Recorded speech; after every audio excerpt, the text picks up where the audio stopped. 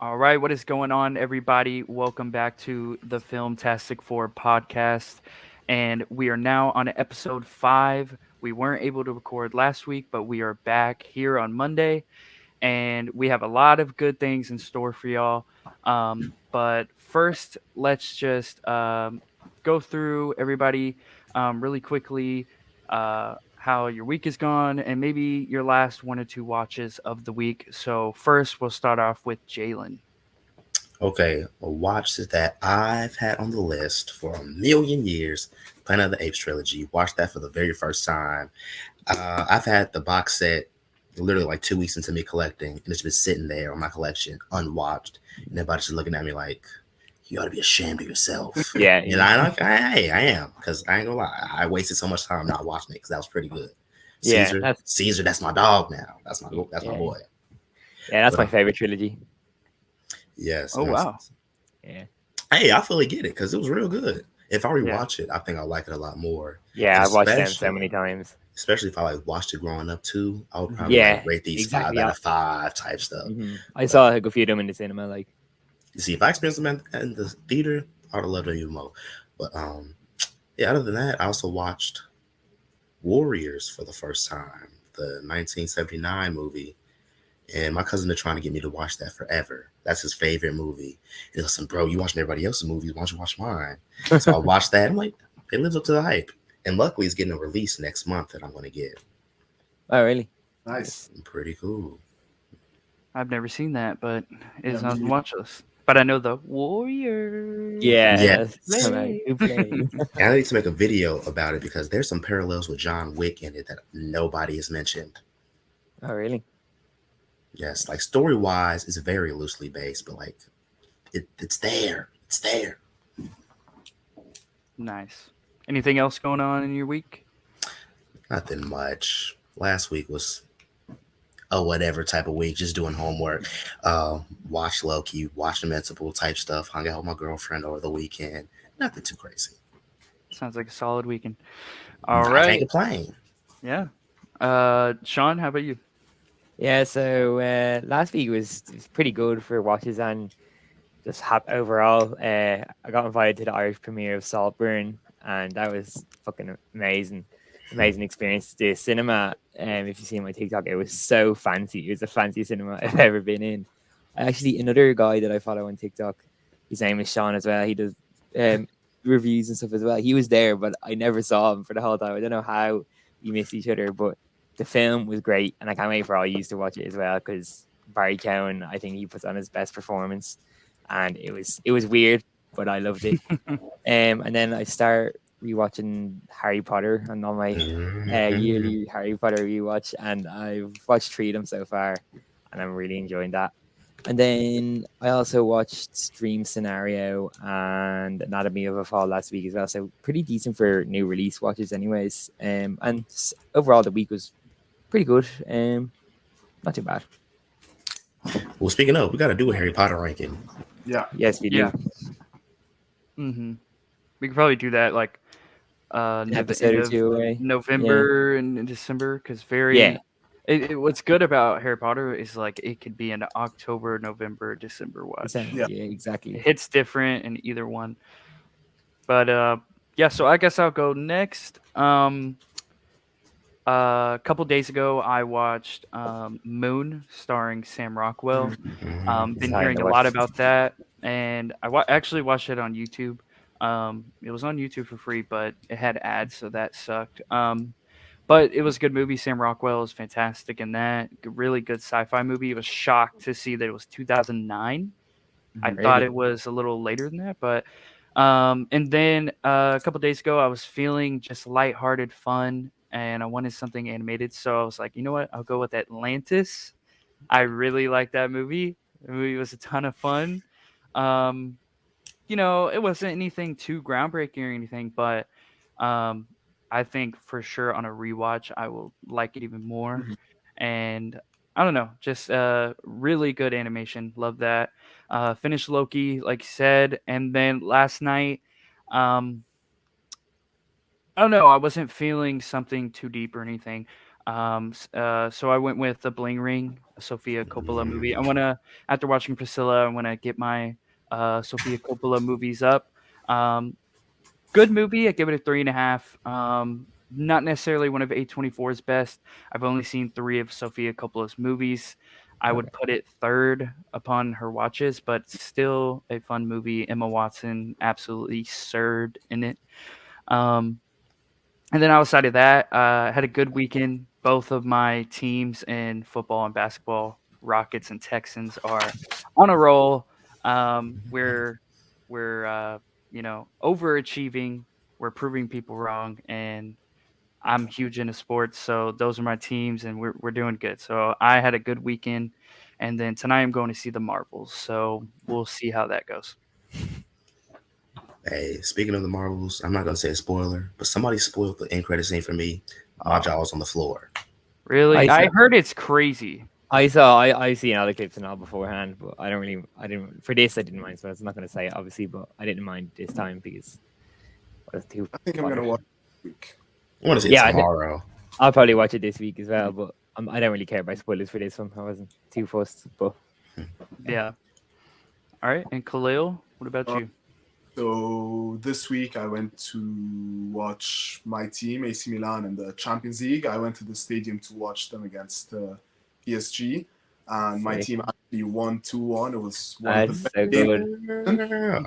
But then on Saturday they played again an away game, and they drew. They were up 2-0, and then they drew.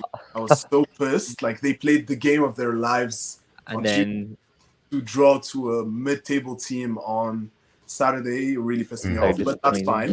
yeah, Yesterday I watched The Killer on Netflix.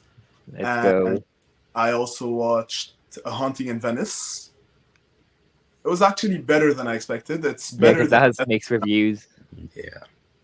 it is better than Death on the Nile, but I feel yeah. like Murder on the Orient Express is still the best out of this trilogy. Okay. And before we get into the next topic, I just wanted to give a quick shout out to my friend who actually did our logo, Danny Inkidar. You can find him on Instagram at Danny Inkidar, and you can also check his website, dannyinkidar.com. Both links are going to be in the description down below, so you can check that out. Shout out to him, man. Yeah, the goat. Did a great job on the logo. Yeah, it's fire. Oops. My bad. I thought you were doing sound effects now. Yeah, so did I. So I guess we will move on. Next, do y'all want to go into Loki first, or y'all want to go into Gen V? I'd say Loki.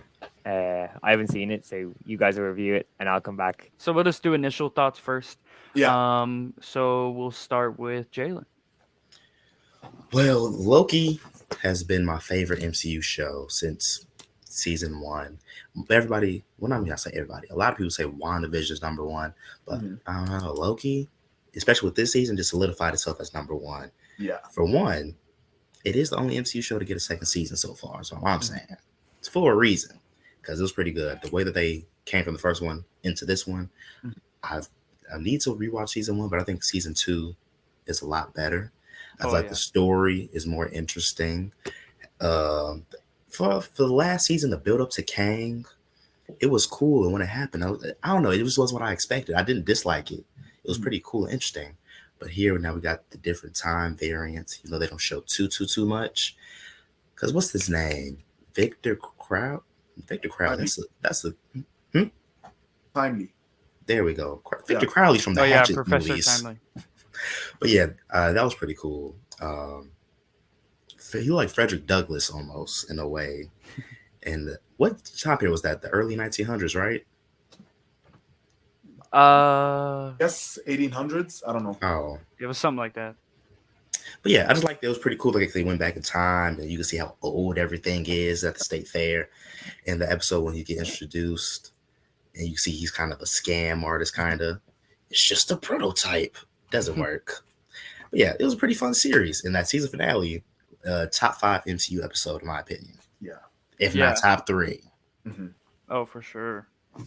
Yeah, to me, honestly, I think Loki's carrying the MCU right now. I didn't watch the Marvels yet, but like recently they didn't do anything groundbreaking. Even with Black Panther 2, I really liked this film, Yeah. but I don't feel like it's at the level of the MCU. And I think that I just liked it that much at the time because we weren't getting any good content from the MCU at the time. And like Loki has gone through so much throughout the years, from a villain to an anti-hero to what I can call right now a hero, honestly, not an anti-hero anymore. Mm-hmm. He's the hero we wanted and the one we needed. Definitely. So just like y'all are saying, I mean, Jalen brought it up. It's hard for me to say, like objectively, what is the best Marvel show, because for me, my favorite was WandaVision. But I will say the downfall of WandaVision is the finale is not great. Yeah. Everything up to the finale is not great. Or everything up to the finale is great, but the finale was kind of a letdown. I will say that, and I would say Loki for me, everything leading up to the finale was good. Don't get me wrong, but the finale definitely carried that series. And then with season 2, I think season 2 is the best season for a Marvel Disney Plus show, 100%. Definitely. And I also really loved What If. But They got a lot of hate. yeah, I think also I was thinking about it yesterday. It was hard thinking about everybody that's in it. And I'm not talking about outside of the MCU. I'm talking about inside the MCU. I think Tom Hiddleston is probably like the best actor working in Marvel, to their staying true to their character. He Because is. Tom Hiddleston's not he's not in a lot of stuff outside of Marvel right now. Yeah. So I can't say he's like the best actor, but in Marvel playing their character, I think he's the best. And like you're saying, I think character development wise, from all the way back to the Avengers and Thor to season 1 of Loki to season 2, character development is insane. So I want to commend the writing for Loki, some of the best writing. And after watching, I was like, let's give these writers and the creator of Loki more projects in the MCU. You know, give them Secret Wars, give them. Yes. You know, we were gonna have King Dynasty. I don't know if that's gonna happen still, but it's like, you know, give those writers the stuff. You know, They know what they're doing. they did really well. Yeah. And it's a shame about Jonathan Majors because he was also fantastic in this. You know, I hope the stuff that he's being accused of in his personal life is not true, but you know, we don't know. For now, it kind of feels like it is, but you know, we might have to be moving on from him. But it's a shame because he was really good as King, and you know, I think He Who Remains way better than King the Conqueror. And that's all about writing. I mean, he's still good. He's probably the best part of Quantumania. But yeah, no, I mean, I was floored by the ending. It was fantastic. Still a tiny bit confused about some I things am in too. Loki. That's the only thing I will say. But I think that's a good thing. Like, yeah, like it's that not builds like up- they're holding your hand and you're just like, okay, well, you're telling me things I already know. Which there's going to be a lot of exposition, but that's for a reason because you know this is huge. You know, it's a huge taking the step forward of the future of the MCU. But no, yeah, I really liked it. I thought it was great. We don't really even have to go into spoilers. I mean, if y'all don't want I have to. one thing to discuss that's a bit spoilery. What? Okay, we can go into it. So, spoilers alert. I read that the finale is the reason why the time stone is actually green. Not just That would be a pretty cool connection okay. if that's true. like I found that very interesting. I don't know if it's true or not because like the time stone has always been green. But time. But I the think TVA. at one point in the comics, Loki held a role that was similar to the role he holds right now, like the god of stories or something. I think it was. So I'm guessing it might be because of that. And so what I took from it was because I'm like, okay, what does this mean? So as when he said, I finally know the type of God I need to be, and when he brings it all together, it all turns green. Does Time that mean that God. he's literally the God? Like he's going to be watching over this new form timeline, Well, he is or just he loop? remains like his goal was to get Loki or Sylvie to take his place. That was what he said in the episode in the season one finale. Mm, Like he just wanted one of them to take his place, and Sylvie just wanted to kill him. And then Loki, by saying that, he made a big sacrifice because he mentioned throughout this season that all he wanted was to be with his friends. So the god he was going to be was the god that's going to sacrifice his wants and his needs for the needs of the many. So he's going to live he's going to stay through eternity on his own, but he's going to be sure that his friends and also his Loki variants, because there's 1,000 other Loki variants right now, like they're gonna be alive and well, but he's just gonna live out the rest of his days or eternity alone. mm-hmm. That's how I took the line of the god I need to be. Yeah. Yeah. And dude, Now, cinematography and visual effects was just Amazing. top notch. Yeah. I was like blown away. I was like, this is gorgeous. Mm-hmm. And you can tell, like I heard it on a podcast of they had to fight to get actual sets and not just green screen. And it's like it shows, like when they're in that room with all the key lime pies and stuff. I'm like, this looks really good. You can tell Yeah. this is real, Um, and before we move on, two other people want to shout out. Owen Wilson, Mm-hmm. really damn good in Yeah. this season. Yes. Like really damn good. And then the addition of Ki Kwan was fantastic. Yes, Like definitely. He I fits the don't role think he perfectly. missed a beat from Everything Everywhere. Mhm. And I saw some people like, oh, he's being typecast, and I'm like, what are you talking about? Like No. That's just kind of how he is. yeah, that's his personality, but Yeah. this is a different character, Definitely. Like I think the character in Everything Everywhere is a little more nuanced than this one is. Yeah. But no, I was like, he's really good, and like he was in it more than I thought. When I saw that he was in it, I was like, oh, is he just a cameo type guy? But no, One he's the whole episode. season. So Mhm. yeah, just wanted to shout out those guys because Owen Wilson was really damn good. Like I mean, he was great in the first season, but they really did good to his character. These other characters weren't just sideline characters. I mean, at the end of the day, they kind of were like Casey or something. Mhm. But Ki Kwan and Sylvie were like huge characters in this story. So Yes, and I seen someone on Twitter. I refuse to call it X, but it's a trend like simple yes or no. Would you watch this character in their own movie? Mhm. Somebody had posted Mobius saying, "Would you watch a Mobius movie?" You would. I'm sure I would definitely watch it, but do we need that? Not at all. But I don't So- think I don't think he's not a superhero, so like what would you do? It would just be maybe if you do like a short film, maybe. I mean, Well, maybe his backstory in the TVA, because he was like in the finale, he talked about how he was supposed to prune a young boy, and he didn't, and Renslayer jumped in and pruned that young boy. And I read a theory about that young boy being a young Loki, mm, and it all brings it back together because the whole season is in Ouroboros or Obi, so like it all connects to each other. Mhm. So I actually do kind of buy into that theory that the boy he refused to prune was actually Loki. Yeah. that would be interesting to see. So I'd love to see that, like the whole process Ooh. of that, and then what happened with him. He went from being a hunter to being to having a desk job at the TVA. I Yeah. think that would be interesting. What if they did what's it called? The Marvel special presentation? Where they did one of those. You know, like how like Werewolf by Night was like a special presentation.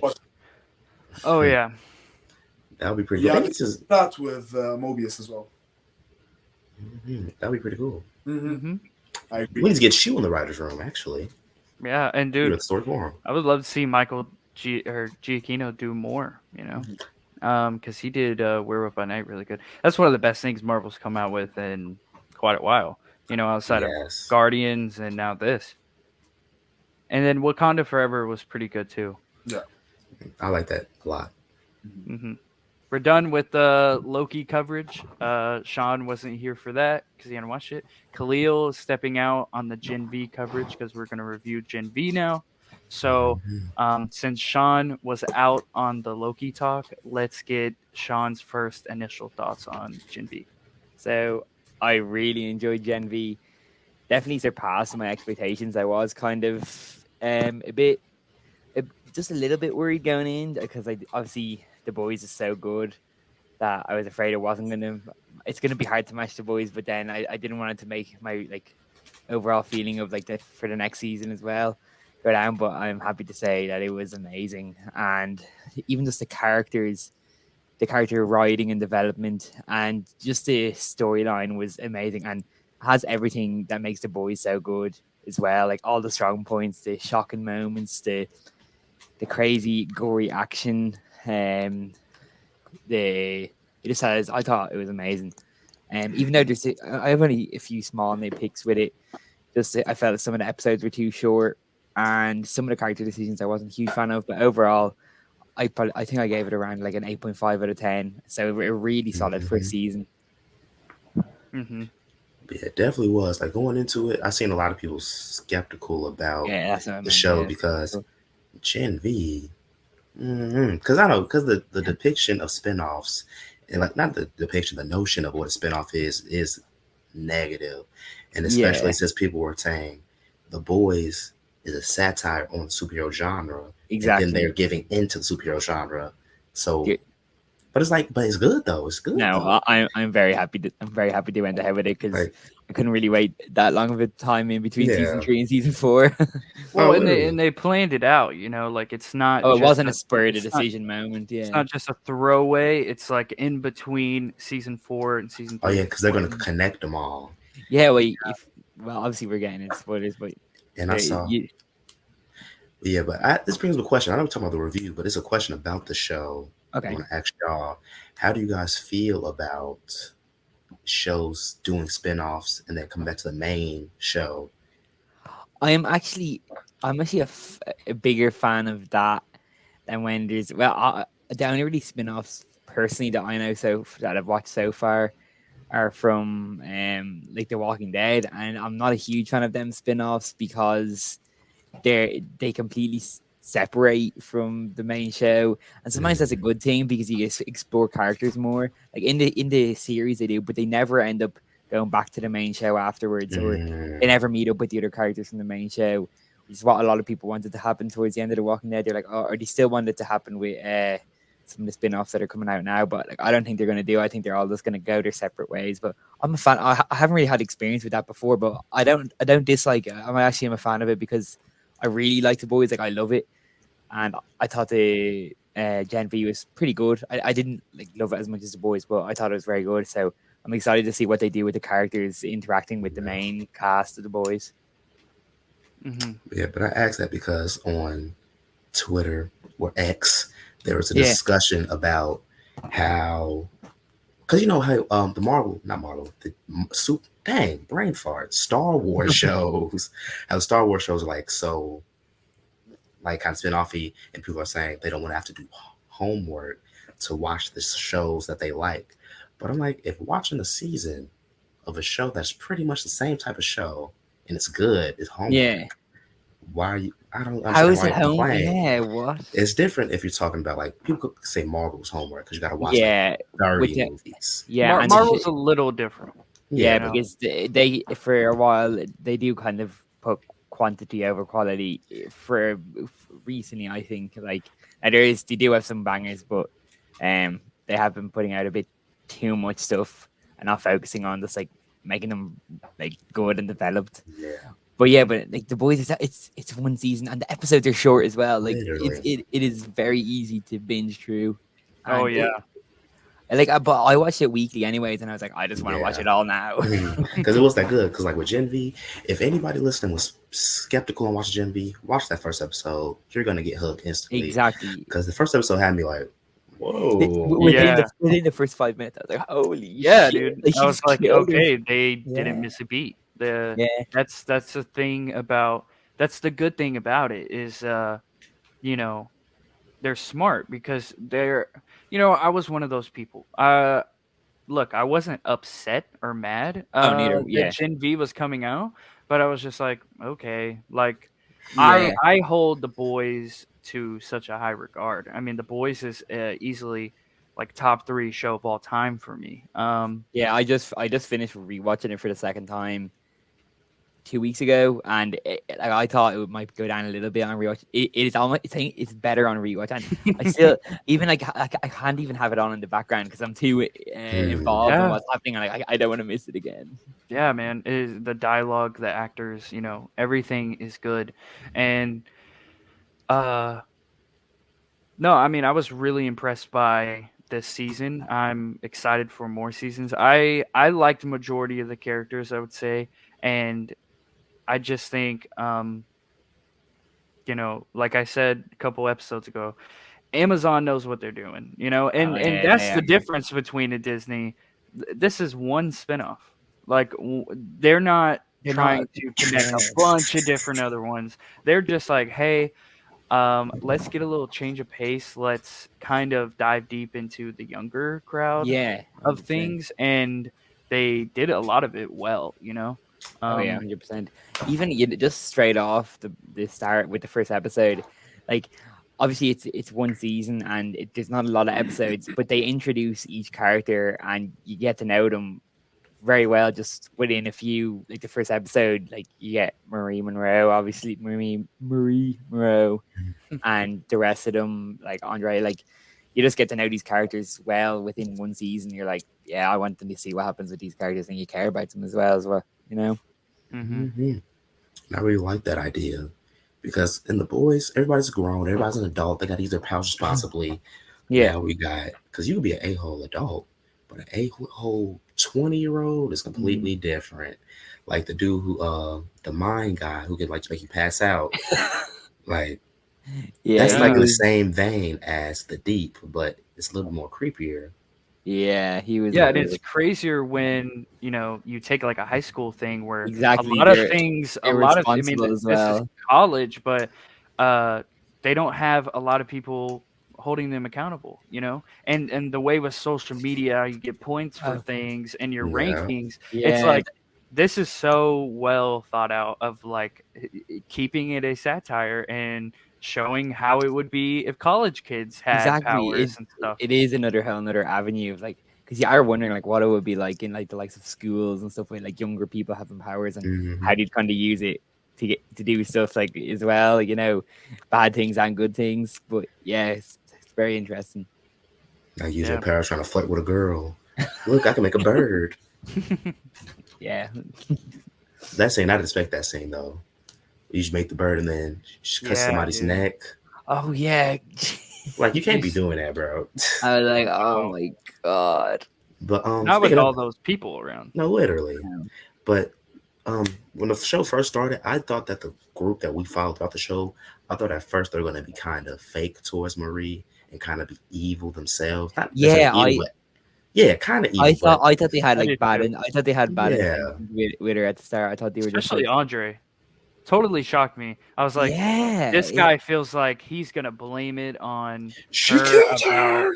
about what was the one guy that blew himself up? Oh, it's Uh Luke. Luke, yeah, right? Luke. Yeah, Luke. um, I thought he was gonna be like, oh, Golden Boy. you're Is that his name? yeah. Yeah. But at Yeah. the same time, he helped her capture his brother and he didn't know. So Yeah, that was he crazy. they subverted a lot of predictable situations, Mhm. but I was calling for most of the show. I knew I can't remember her name, but the blonde haired girl. Kate. Okay, Hey, yeah, I you knew she was really. doing something bad. I But didn't even expect it, her, but even like, the Yeah, I reveal didn't. of her, because I'm like, dude, if her and him were getting in fights and stuff, she could have just made him forget so many oh times, yeah, and then which is true. yeah, and that's so bad. Like that's what like it's really pure fucking evil as well. Now, when you see her backstory in that episode, Yeah. it does make you kind of understand. It's still I don't agree But- with her at all. Like it's not okay, but It's not. But I thought for sure she would be like a mean girl at the beginning. Yeah, Like she was definitely. gonna be fake, and I guess you could say she was two-faced, but not in the way you'd expect. So no. they And- totally, the writing of the characters were fantastic, and Mm, my favorite though, I'm really bad for remembering these names. Oh, Emma, I love Emma. Emma, Yeah. She's my favorite character. yeah, she's great. Her acting's very good as well. I'm a fan of her acting. Mhm. My favorite character is probably Andre. I'd say it's Andre. Yeah, probably. Might about have to you, go Chris? with Marie. I was rocking with Marie. Valid, yeah. Her And powers, I think, are definitely. Bro, Victoria Newman. fire. Bro. I love Victoria Oh Newman, shit! dude. Yeah, that even just played. She is that so went good. completely past my head. Like when you think about it, Marita hasn't even come close to like her full power either. And I love that too, because the reveal of she has the same powers as Yeah, Victoria that's Newman. crazy. So that's what I'm saying. That That, makes sense. That that courtroom that's a scene. subtle write-in, and Victoria Newman was a huge part of the ending of season 3. Mm-hmm. You know, Mhm. and season 2, really. But yeah, man. I mean, just shout out to the writers. They knew what they were doing. This didn't feel like it was just okay, let's throw out another season to get hype and get money. It was like, no, their whole boys universe and Invincible universe are really well thought out. Mhm. Yeah, 100%. I also like another good thing. I'm never gonna be, I'm never gonna turn on this. I love seeing like just the new powers and what unique ones they're gonna give to Yes, people. new Like it power. is, some of them are quite like interesting. Like to see. Mm-hmm. I guess you have you're like Jalen was saying, the guy with the mind powers. Then Kate is like similar, not similar, but kind of that way. Then you have Marie. Is like I didn't even expect that as well. Like her one is crazy. Blood bending. Like, just the first episode, you're like, whoa. I see somebody say something on Twitter like, "Y'all need to watch Gen V. This girl just get her parents with her period blood." I'm like, what? Then you see it, Yeah. and I'm still like, oh, But someone spoiled that for you? they did. People don't know Damn. how quiet. Um, But it means Yeah, first but- 5 minutes. Yeah, I mean, that is I- true. I would- I too guess mad. so. But But, like, still, though, like if I that's was what on it the is. fence about Gen V, like I kind of was, and then I was like, okay, let's start this to see how it's gonna go. 5 minutes in, my mouth dropped. I'm like, And then was it in the second or third episode when the cock explosion? oh Yeah. yeah, dude, that was crazy too. That was It's shit like that where it's just they're just it's entertainment, man. They know how to entertain you. You're not gonna get bored. I mean, At all. there are gonna be times where, you know, like everything, you're gonna get some It's a little exposition. slower. And it's going to be dialogue driven, but that's totally okay. Yeah, Only especially makes with you the appreciate it boys. more. Yeah. Mhm. But yeah, I feel and like- Homelander. Yeah, Showing up at the Yeah, end. that end. Yeah. I was I did- shocked. Yeah, I was like, I didn't think they were. Like, I know they had Soldier Boy, but then like when they said Soldier Boy was going to be making an appearance, I was like, how are they going to do that? Because obviously he was like put it back into like captivity or whatever after season 3. So I was curious, but so he wasn't like the Soldier Boy wasn't in it because it was in Kate's mind. But Yeah. I thought that was a cool addition in episode. It was a pretty 7 funny because cameo. it was a funny cameo. My favorite episode was episode 7. So the one before the finale was my favorite. That might have been my favorite too. Yeah, it was actually shocking. But the Homelander thing just made the episode so much better. The finale, Dude, holy The shit! fact that was actually him coming Yeah. down from the sky, He because said he he was said he was scared terrified. as shit. Almost peed And on it's himself like, dude, I would have been too. Like, that's crazy. because he was high. Wait, what? What They could happened? have easily CGI'd that. Oh, Really, but it I'm was glad they When didn't. he came in from the sky and came down and said, "What type of animal are you?" That was Yeah. actually him in the sky, like on a bungee thing, like coming down. Oh, really? And then I he said didn't- he I wished didn't there was a know stunt that. man. That's But like for crazy. real, why didn't they get a stunt man? I don't know. I feel like Homelander looks a certain way in the suit. We would That probably is be true. able to tell, That is true. unless it was like really similar. Mhm. That is true. But yeah, that was Homelander showing up was great. And then one of my favorite parts was the puppet fight, like the puppet Yes. massacre. Yeah, Yes, that was Dude, so unique. very creative. Because I'm sure Yeah, so if creative. they actually like showed that MPAA, ain't that what it's called? MPAA would be like, hey, Y'all need to cut down on the It violence would have just been a like some little, Terrifier just a shit. little bit, But guys. it's even though it's just puppets, it's still one of the most gruesome scenes in the whole thing because you Because you can see imagine it. everything. He's But just it's so ripping unique them. because you see the gory stuff and the violence so much, and it gets like quite gory. It is a nice Really turn and punched twist. through somebody's mouth. Yeah, like oh Yeah. my god. That dude was OP. Yeah, And Sam. now with the Is it division, Luke? Is it Luke or Sam? Sam. Sam, Sam. his But brother. yeah, but now Yeah. with the two sides though, we got the Yeah. heroes versus humans. But then Mhm. also they've made like the likes of Marie Andre, who else? Oh yeah, and Jordan. Like they've made them the villains almost. Like well, on the VOD side, they're like they killed everyone. They were the thing, and Yeah. then they've made Sam and Kate like the good guys. When they I, started the whole revolution, yeah, I didn't. I wasn't. they I really came didn't. out burning faces. Yeah, Yeah, Like, and yeah, at first I was like, is it at the end when they wake up in that place? I was like, is this like a superhero heaven, or are yeah, they just hmm. like locked up somewhere?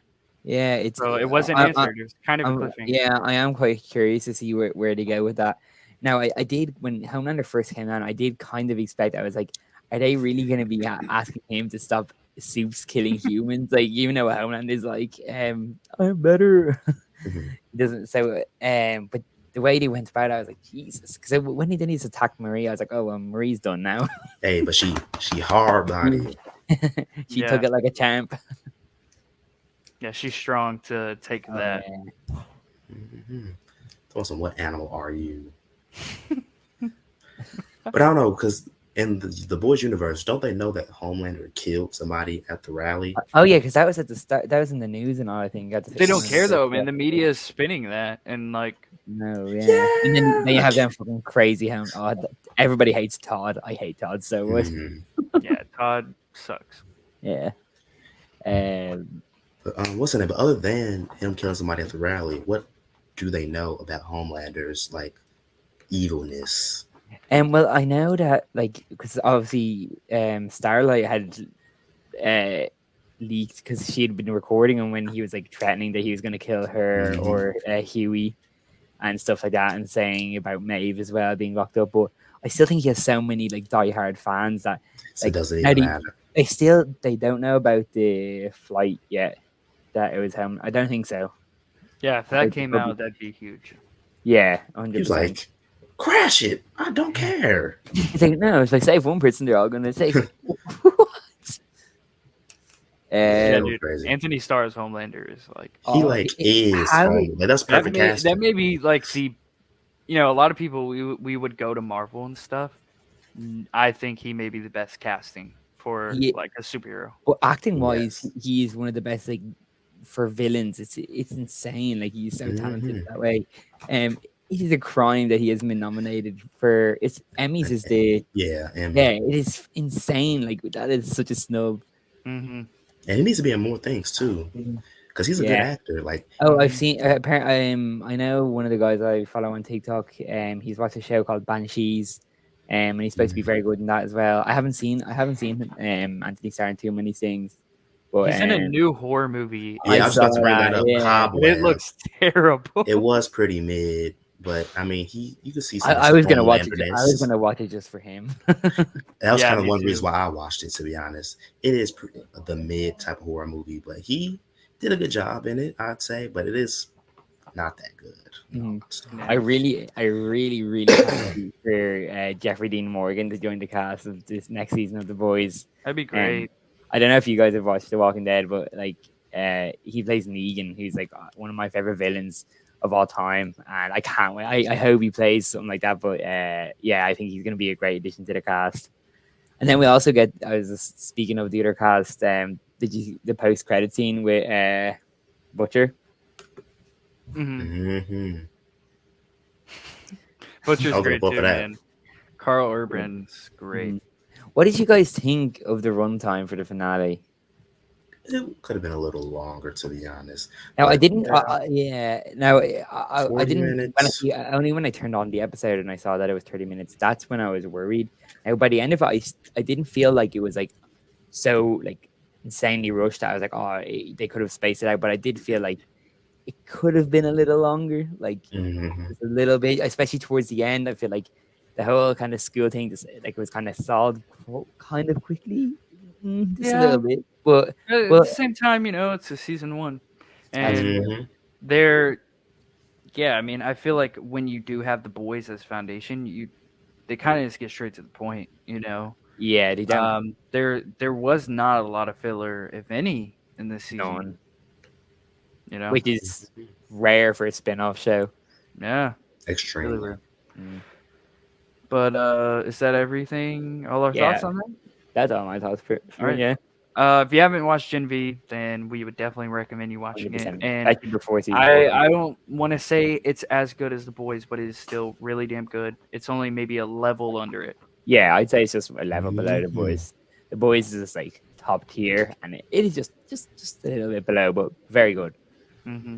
All right, so we're going to move on into our top 10 A24 movies, and this is going to be very interesting. I feel like I know a couple of the movies that are going to be on y'all's list, but I really don't know, like especially that 10 to 5 range.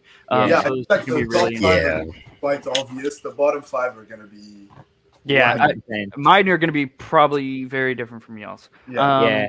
But I- let's get into it. I mean, A24 is one of the best production companies working today. Definitely, I would say Neon is on their tail with the last couple of movies that Definitely. have come Yeah. out.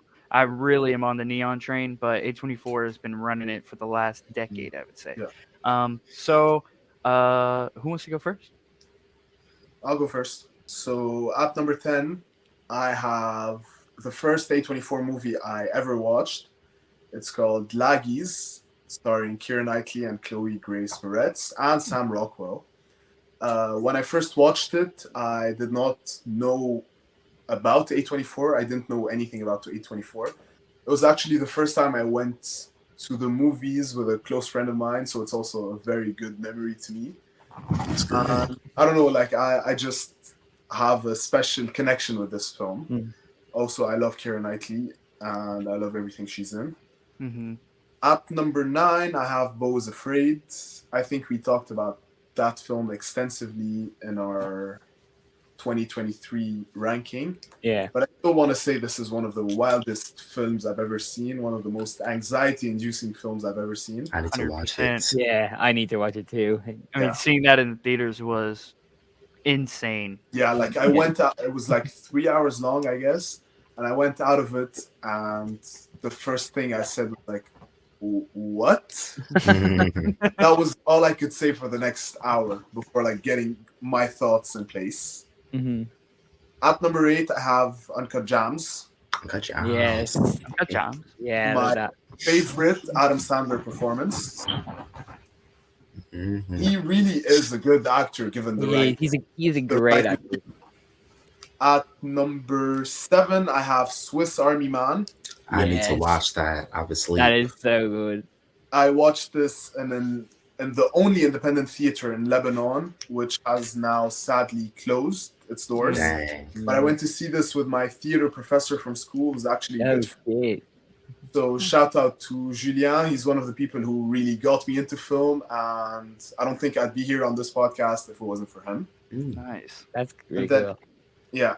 And then finally, at number 6, I have The Florida Project, one of the rawest and most beautiful films I've ever seen. I haven't seen any other Sean Baker films, but I really need to because he really impressed me with The Florida Project.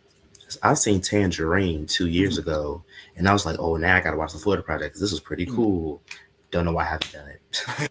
Dude, talking about it's not going to be on my list, but talking about movies that make you cry.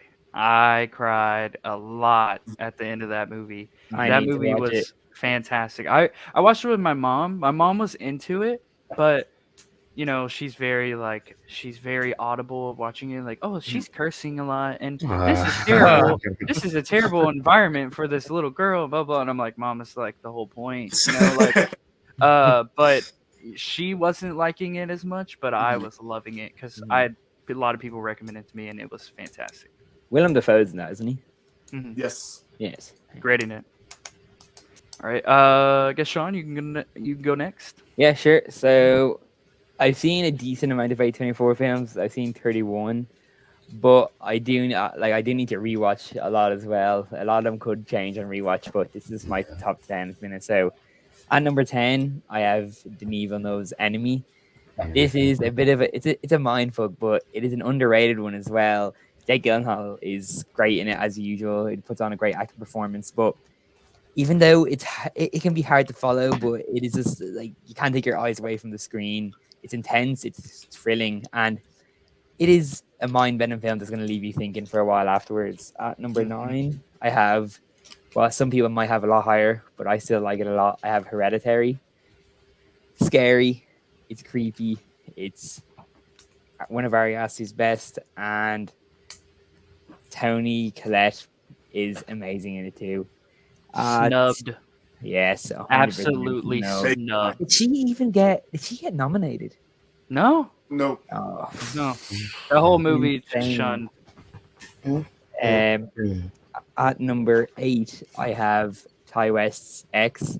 I've said this in our horror episode, but I really love this film. It pays homage to classic slasher genre. It is just a blast from start to finish. Fast paced, has some epic kills, and you also have Kid Cudi and Jenna Ortega in it as well. So it's fantastic. And then obviously Mia Goth. Then at number 7, I have The Lighthouse. I watched this in the month of October, and Robert Pattinson and Willem Dafoe are great in this. Their chemistry is fantastic, and it's just a great depiction of two men in their descent into madness. Even though it is very weird, but it's weird in a good way, and it might go up on rewatch as well. Mhm. And then I have that's it. Is it 6? Just up 6, yeah. Yeah. All right, you can go next, Jalen. Okay. I've only seen 16 A24 movies, so it was a little, but in my 10th spot, and also a few of these I haven't seen in a while, but I liked them a lot when I watched them. Like, for example, 10th spot, The Room. Brie Larson gave a great performance in that. I believe his name, is it Jason Tremblay? Jacob Tremblay. Jacob, Yeah. there we go. He's a good actor. I look forward to seeing what he does, like because now he's a little older, and what he does as he's getting into his adult years, because he's a good actor. I rock with him. Yeah. When they were trapped in the room, that was like some real interesting stuff. I do remember after they left the room, they got a little, I don't know, I still liked it, but back then I wasn't that. Back then, slower type movies I wasn't really used to. I still liked it overall. I believe I gave it a 7 out of 10. But yeah, pretty good movie. Number 9, Green Room. Do you guys know what that movie is? Yeah. I was supposed to watch that during October, but I never got around to it. I gave that a 7 out of 10. That movie was pretty cool. Like the whole premise of neo-Nazis Yeah. trying to kill you at a concert. Jesus. Who would ever thought of that? Yeah. I mean, the definition of that movie is it's metal, man. Literally. Metal. Insane. Number 8, The Disaster Artist. I need to rewatch that. I watched it like sophomore or junior year of high school. I remember liking that quite a bit. On the rewatch, it might go a little higher, just a tad bit, but number 8's not that bad. Number 7, Bodies, Bodies, Bodies. Yes, That was a pretty cool nice. movie. That Love just that movie. missed out on my top 10. I think I have that top 15. I really enjoyed that. That was from last Yes. year. Great kind of murder mystery film. Yes, and the ending, never would have guessed that in a million No, years. no. It's the ultimate subversion. Oh, it is 100%. And then number 6, I got X, for obvious reasons. Yeah. Nice. Let's go. Dude, love that. Love X being in y'all's top 10.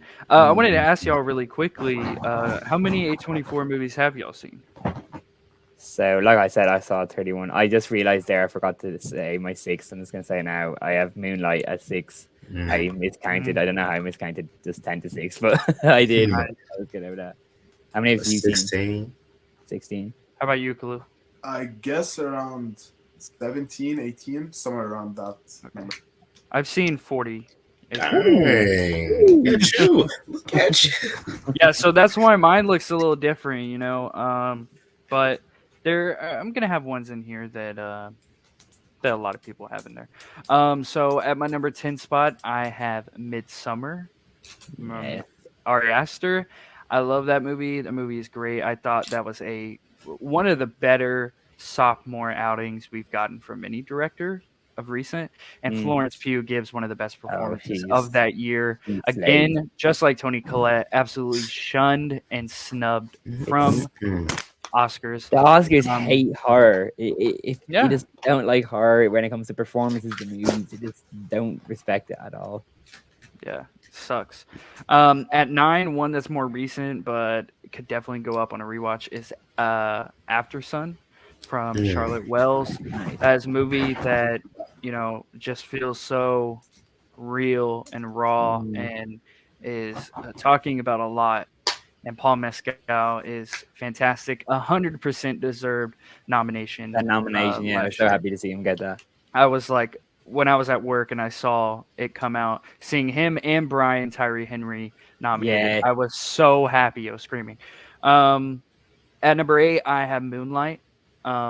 Another movie that I watched recently. That was a movie that I watched, and when it ended, I was like, "What? It ended? No way!" Yeah. Like I cried a lot in that movie, and That is Marshala sad. Ali and all of the guys who play what's his name. It doesn't say his name, but all the Yeah. 3 different actors that play the life of the main lead in this movie, Yeah. all were fantastic. And at 7, I have Lady Bird. I'm a huge Greta Gerwig fan. That is still my favorite Greta Gerwig movie. Definitely one of the best A24 movies to me, and Saoirse Ronan's great. And Yeah. I would go as far to say maybe the best coming of age movie to me. Fair. And then at 6, I have Copenhagen's After Yang. Oh Copenhagen. yeah. That's After Yang came out last year, extremely slept on. so only an hour and a underrated. I half. love that. One That of was the great. most beautiful movies I've ever seen. I cried a lot. The cinematography was great in that one. Yeah, dude, cinematography was like on another level, and Colin Farrell is fantastic. Just a movie that I think will end up having a cult following, hopefully one day. It should. It because deserves is- it. I would say I'd it's the love to most rewatch- underrated. Yeah, I'd love to rewatch that. Mm-hmm. It's definitely slept on. That's in my top 15 as well, so I just missed out. But Yeah, glad you said that because I don't think anyone else is gonna have that. I don't think so. Yeah. And at the Well, end of this, let's see. we'll talk about some honorable mentions because this is a list that changes all the time. Yeah. We should revisit this because down the line Oh yeah, A24 is 100%. so I yeah, can watch just- them more. just do a whole episode on A24 movies. We could do that. Oh. But yeah, so you're 5, Khalil? So at my number 5, I have Hereditary. As you know, I'm not a big horror fan, but I love this movie. It scared the shit out of me, but I still love it. I've rewatched it, surprisingly. Like I surprised myself by rewatching it, but it was better on a rewatch. Like I noticed some things that I didn't see during my first watch, Yeah. and I got to appreciate it even more. Mm-hmm. See, Yeah. now I need to rewatch. What do you think of the ending of it? Did you think it like added to it, or did you? For me personally, like that's why it's not higher.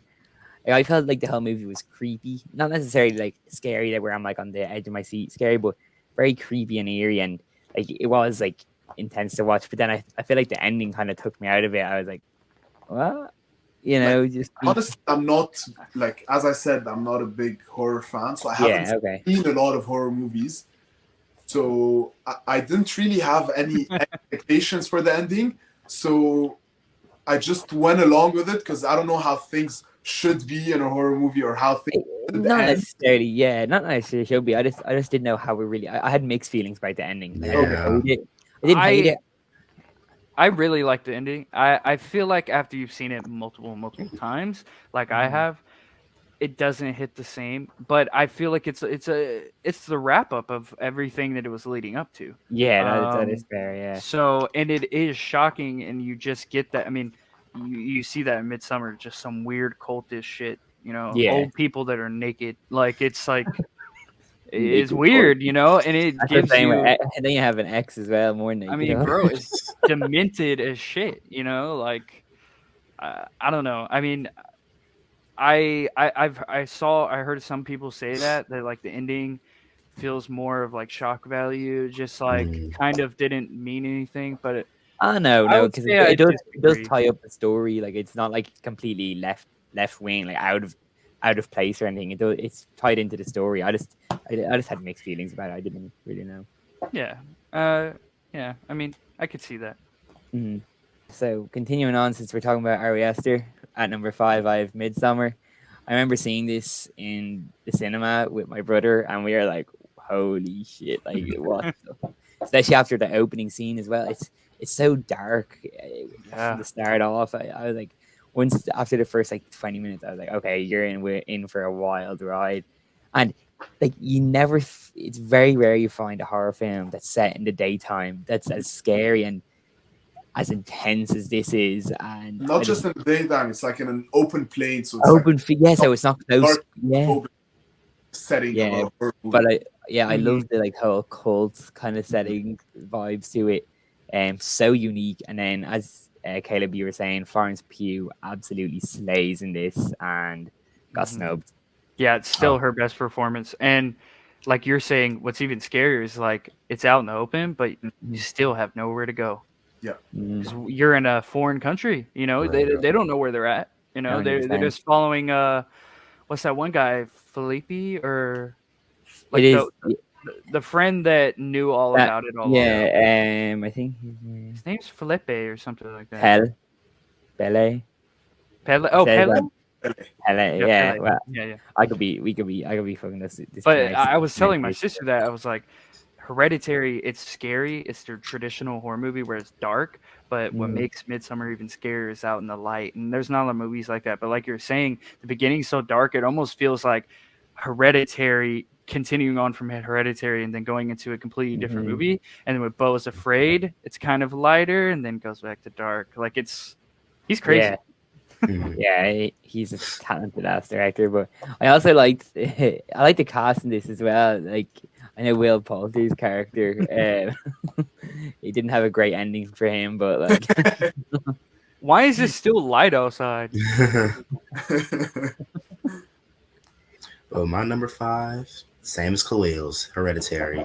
I like that movie a lot more than I expected because, as y'all know, I'm a big horror guy, and there's a divide in the horror community, kind of, because A24 kind of makes unconventional type of horror, like the elevated horror, and there's some like real horror fans like, oh, elevated horror sucks. I hate it.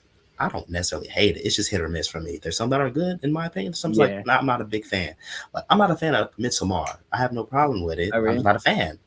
I'm not about Okay. to say, man, Midsommar sucks. Yeah. Like there's somebody I know who like he despises A24 horror movies. Like his whole Like, account was almost all of it. that's because like they're so different. Like there's so many different types of horror Yeah. movies from A24. It's not like they're all the same kind of vibe or genre. Like they're all completely different. Like literally like comparing X to the likes of The Witch, The Lighthouse, or even Hereditary, they're Extremely completely different. different. Even men. Literally. Very different, but Mhm. let them rock. Like what you like, but Yeah, fair enough. Hereditary, I liked it a lot because for one, it's like a drama horror. The drama aspects of it was really, really, really interesting. Tony Collette, as we know, top tier performance. I didn't really find it creepy or scary necessarily because a Yeah, big I reason agree. why I did not watch it sooner was I didn't want to be disappointed because I didn't want to get caught up in the hype and be like, Okay. really, y'all said this is scary, really? But Mhm. nah, I still enjoyed it though. Khalil, no, I'm not saying nothing to you. I'm not saying nothing bad. I think I'm it's not saying- scary.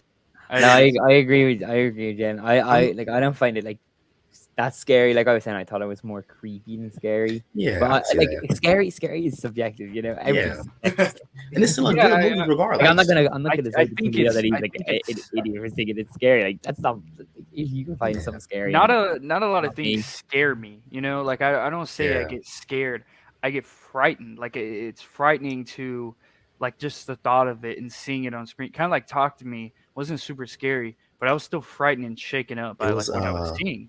It was demented. cringe inducing. The Yeah, but I don't get like scared, like and cover my eyes and stuff. Where you can't sleep That's a at good night. impression of me. Dude, I actually would love to watch a movie with someone who gets like generally scared. Like I'm jealous. You know what's crazy?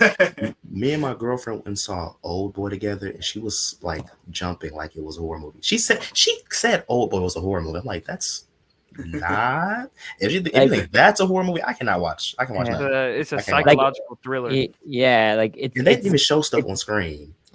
it's horrific what happens to him, Like but the, it's the not. one, like the teeth pulling scene, she had to look away to that. I'm like, they didn't even show it. They like Yeah. little glimpse. Definitely can't watch 50% of my bookshelf. Mhm. Yeah, the only movies that I actually get like really scared of like are the ones that are utilize jump scares well. That's if there's a paranormal element and they use jump scares, even if it's less of a like a well written film where the plot isn't that good, but if they use jump scares well, Yes. I'm gonna be fucking scared. Like I'll be like, I'm like, hey, that was Mhm. a cool movie. Because at the end of the day, it should be an experience. 100%. Yeah. All right. My number 5 is Uncut Gems. Yeah. The Safdie brothers instantly became one of my favorites. I actually watched Uncut Gems before Good Time. Good Time is still very good, but I would hold Uncut Gems superior. And I agree. I'd have to say, I mean, there's a lot of good trailers out there, but maybe my favorite of all time and most rewatched trailer is Uncut Gems. When Yeah. I saw that trailer the first time, I was still even more hardcore of an Adam Sandler fan, and I was like, "Oh my god, this is exactly what I want from this man right now." And it just with the Travis Scott and The Weeknd playing "Pray for Oh, Love," yeah. and The Weeknd being in it, Julia Fox. I was like, "Oh my gosh, this is gonna be a banger." My friend actually paid for my ticket because at that time I didn't have much money, but he's like, "Nah, bro." He's like, "This is the movie you've been wanting to see, so I'm pay for your ticket." That's really Everyone nice. saw That's it. a real one.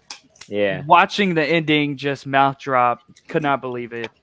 I know a lot of people hate that ending. I Yeah, I knew a don't know why. coworker that like hated that ending, despised the movie because of it, and I'm like, What? that I have a was friend going. like That that. was going. No.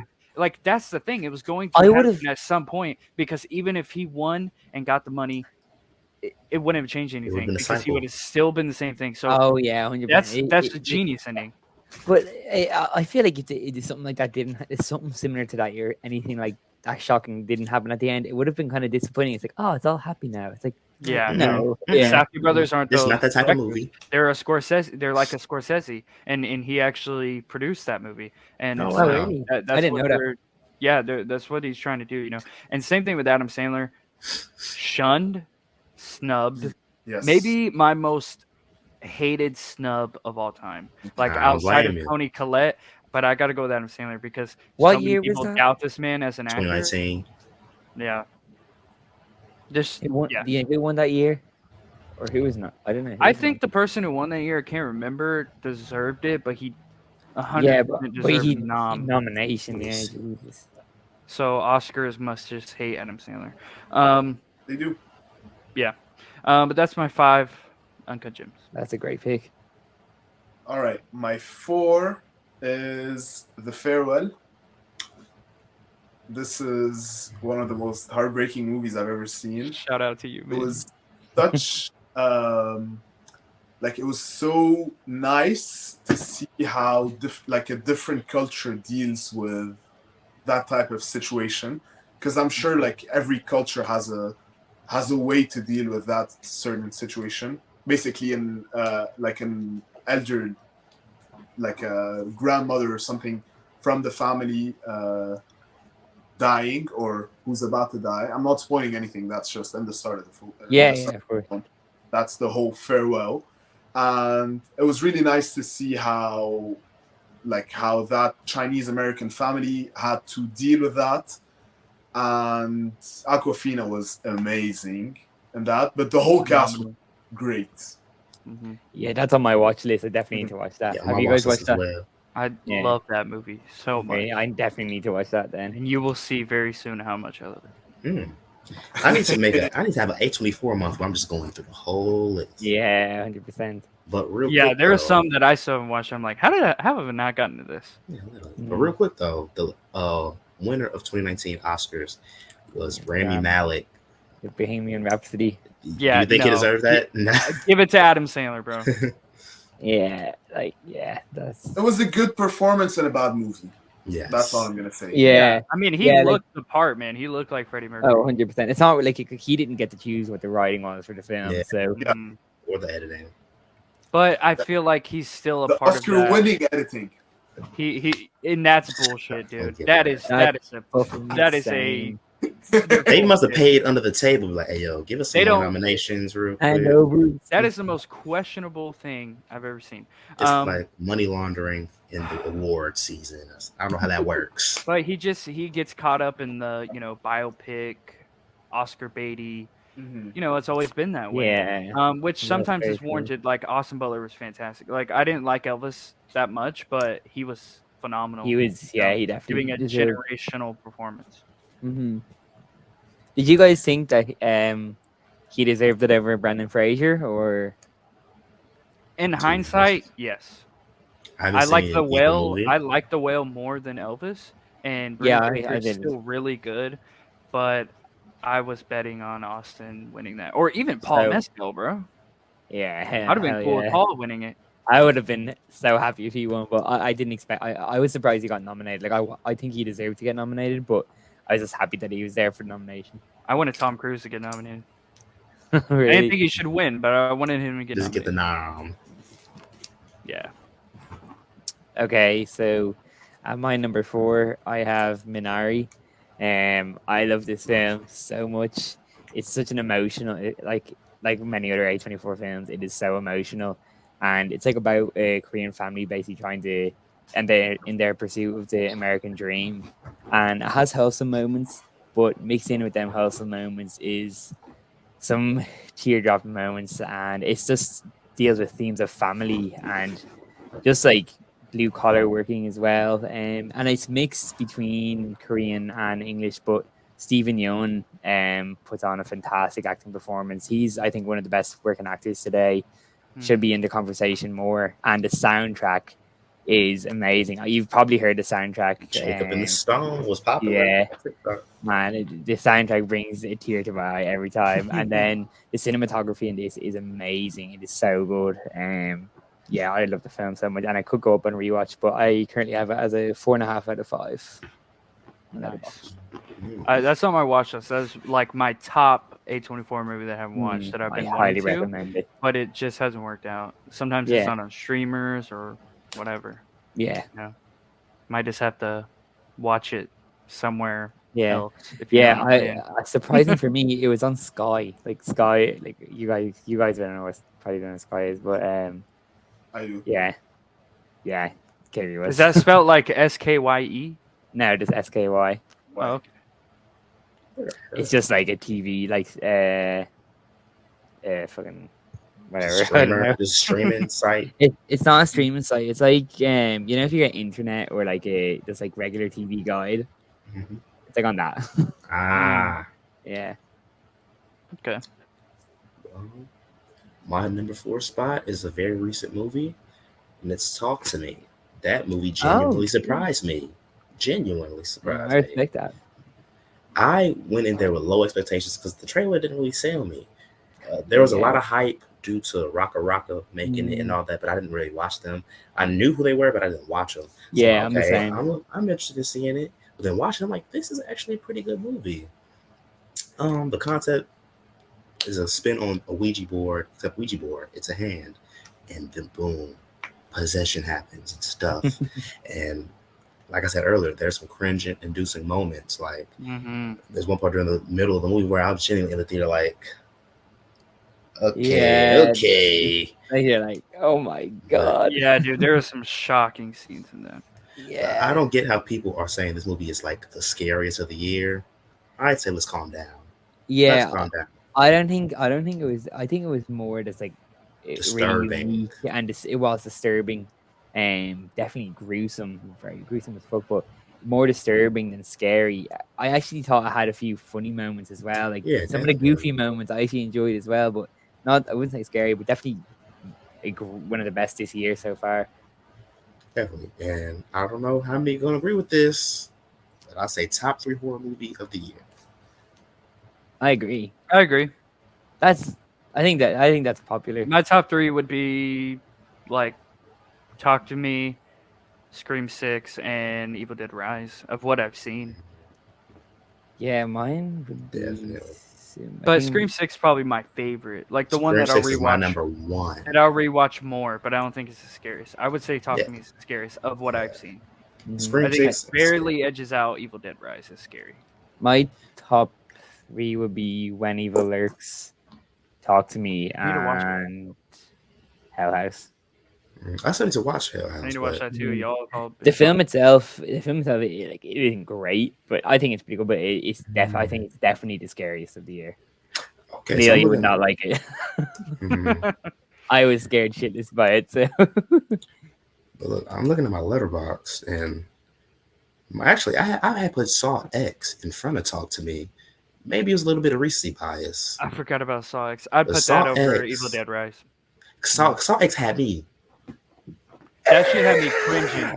I brain rarely scene? like look away from the screen, and I've seen Saw movies before, but Yes. I was just like, oh, like I was the only one in the theater, so I was like tripping. Like, if yeah, you want to talk about like a pure experience, Saw X is definitely up there. Like, Talk to Me does deserve the top 5, but pure theater experience, Saw X. And then I have Evil Dead Rise at number 2, and then Scream Okay, 6. Nice. Because y'all know I'm a big Scream fan. At my number 4, y'all have all talked about it. I just have it a tiny bit higher than y'all, and that is Hereditary.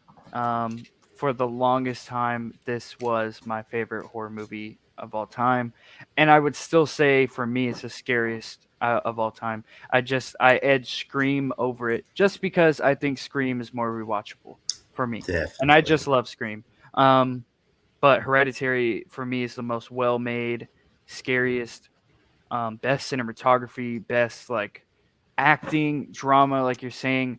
That was the first because I don't understand when people they're like, oh, elevated horror, or it seems pretentious. When I went and saw this in theaters, up to that point, I just kind of thought horror movies were a joke. Like, I grew up in a family where I didn't watch a ton of horror movies, but Yeah. a lot of the ones I did, I'd go to my friends' houses and we would watch Paranormal Activity, you just laugh Um, and stuff. yeah, Goofy just- stuff. some mid horror movies. Mhm. And I was just like, okay, horror is just kind of a joke anyway, so I don't care that I'm not that into it. And then going out of Hereditary was the first movie theater experience where I was like, what did I just watch? Because I was in Yeah, high you're school. like, And I was like, I've never seen anything that demented or messed up in my life. And then Ari Aster and A24 just became a thing to me after that. And it always stuck with me that Hereditary is the best horror movie I've ever seen. So I stick by that. I've seen it more times than I should. I've seen it probably, I don't know, 6-7 times at this point now. And it's still really good. Every time I watch it, I still get scared. I can't go to sleep at night. Like, it's bad. But Tony Collette, like I said, fantastic, phenomenal. And yeah, that's my 4. All right, so onto the podium. At my number 3, I have Everything, Everywhere, All at Once. I do actually think that No. it's flawless, but it's just not my favorite. That's why it's at my number 3, not higher. I do think it has no flaws, but I don't feel like it's my favorite. That's just the only. That's fair, Yeah, I yeah. get that. I get Yeah, that. I mean, it doesn't have to be your favorite. Yeah. Yeah, I love that movie so many. I I've love watched that it movie, so dude. many times. Even That- on rewatch, I could rewatch that about 1,000,000 times and I still love it. Dude, last year's Oscars was like Super Bowl for me. And I got so many of the picks right because that was the first time I actually like put in my picks for wins. Like I said, I'd seen every movie that got nominated for Best Picture, so I had pretty good knowledge of all the movies that are nominated and the performances and everything. And just I was on the Michelle Yeoh train. I saw Tar, and Hell yeah. and Kate Blanchett is phenomenal. but she's absolutely already phenomenal. But I'm like Michelle Yeoh, dude. give it to Michelle Michelle Yeoh, Yeoh. I love Michelle Yeoh, And man. Ki And Kwan, his speech, oh my god, that I was know, fucking dude, and him, amazing. like both of them winning Feel that, was. bro. I'm so glad that Daniels won. I'm so glad it won Best That's my guy. Editing because easily the best editing. I know a lot of people are trying to say Banshees, which Banshees had really good editing. You got but But But did it you ain't watch everything everything everywhere. everywhere? It's not what everything everything everywhere, everywhere. what they were able to achieve as well, didn't I think I saw a YouTube video on that about the VFX or the They did it editing at behind the scenes. home Yeah, it's insane. for like barely $100 million for that whole Yeah, the movie. Daniels are insane. I can't wait to see their episode on Skeleton Crew for Star Wars because that shit's gonna be unhinged. A Oh, it's W me. pick Khalil. Yeah, great pick.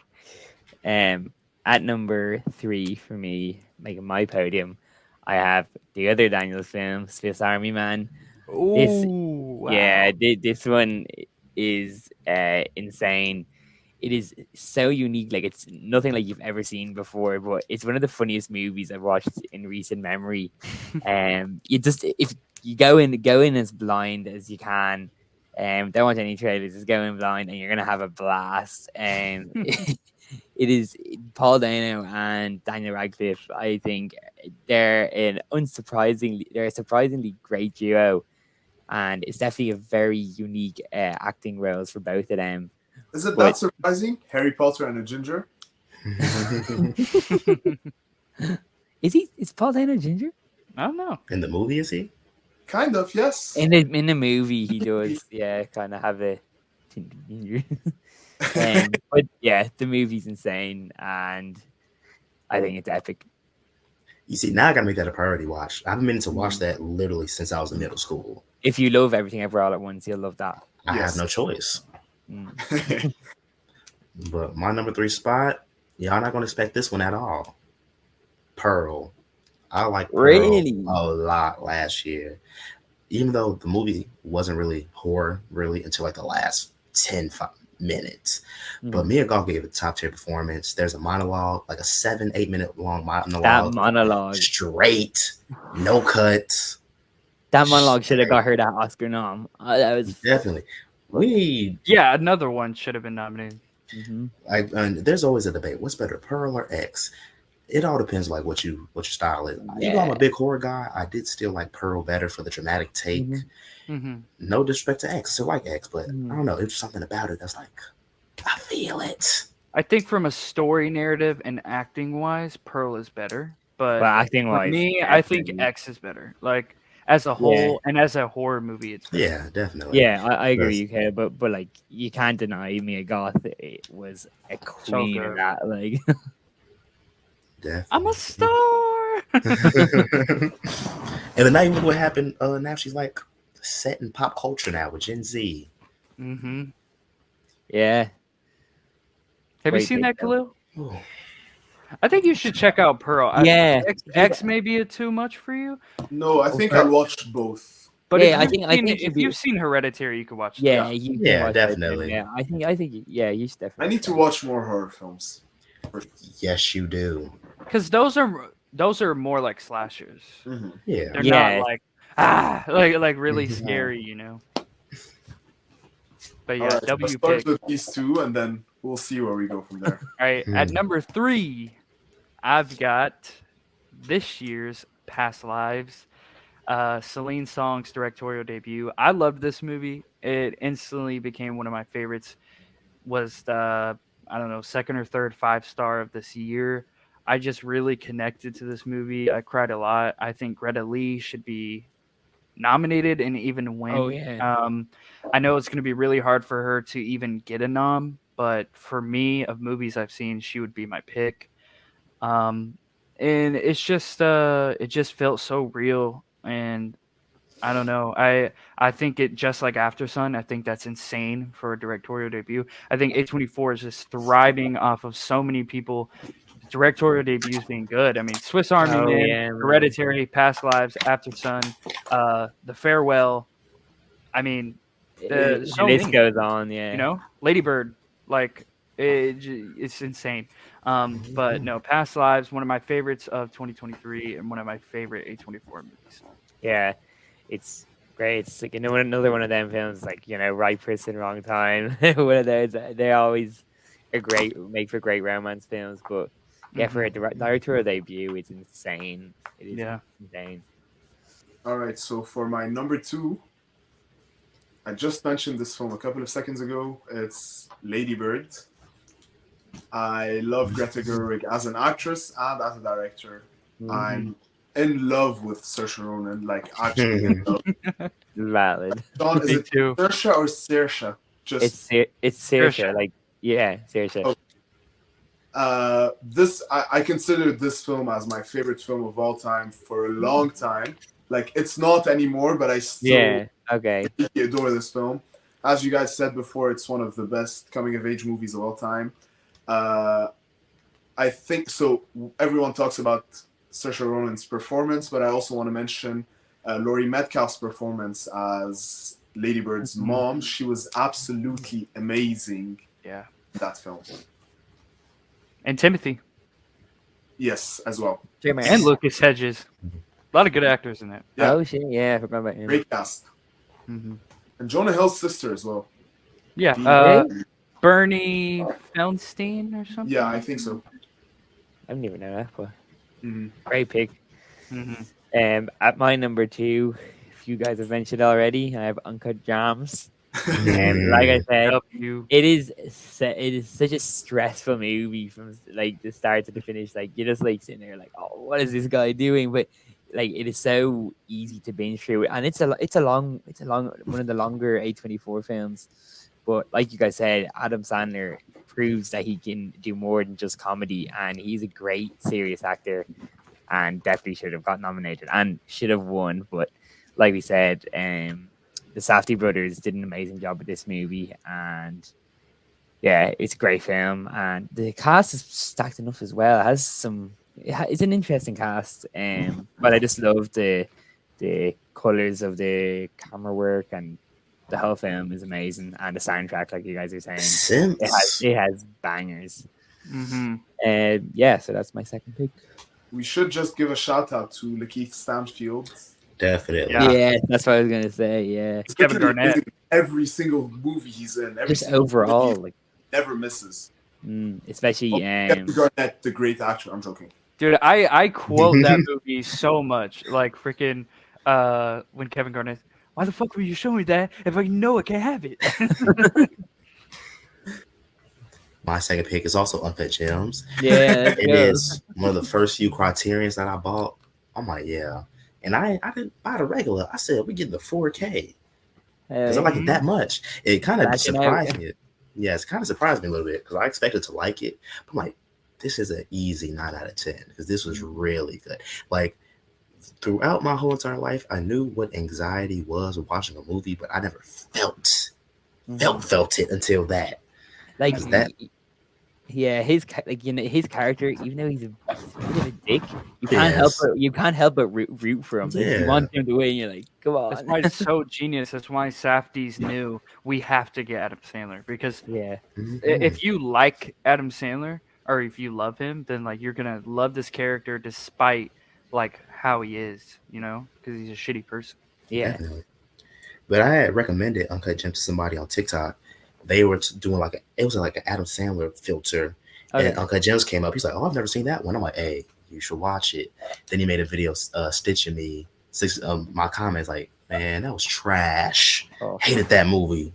I'm like, "Hey, you just don't get it, And dude, young people are Padawan." just it You doesn't don't make get- sense, man.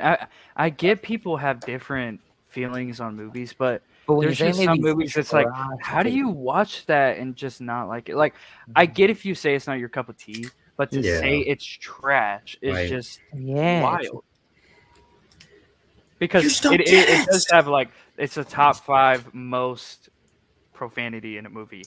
So if that's gonna turn you off, then don't watch it. yeah. Yeah. If profanity's gonna turn you off, just stop watching movies. Nah, for real. Don't watch any rated R movie ever, Yeah. Ever. Stick but to Disney. especially that or like a Wolf of Wall Street has a lot.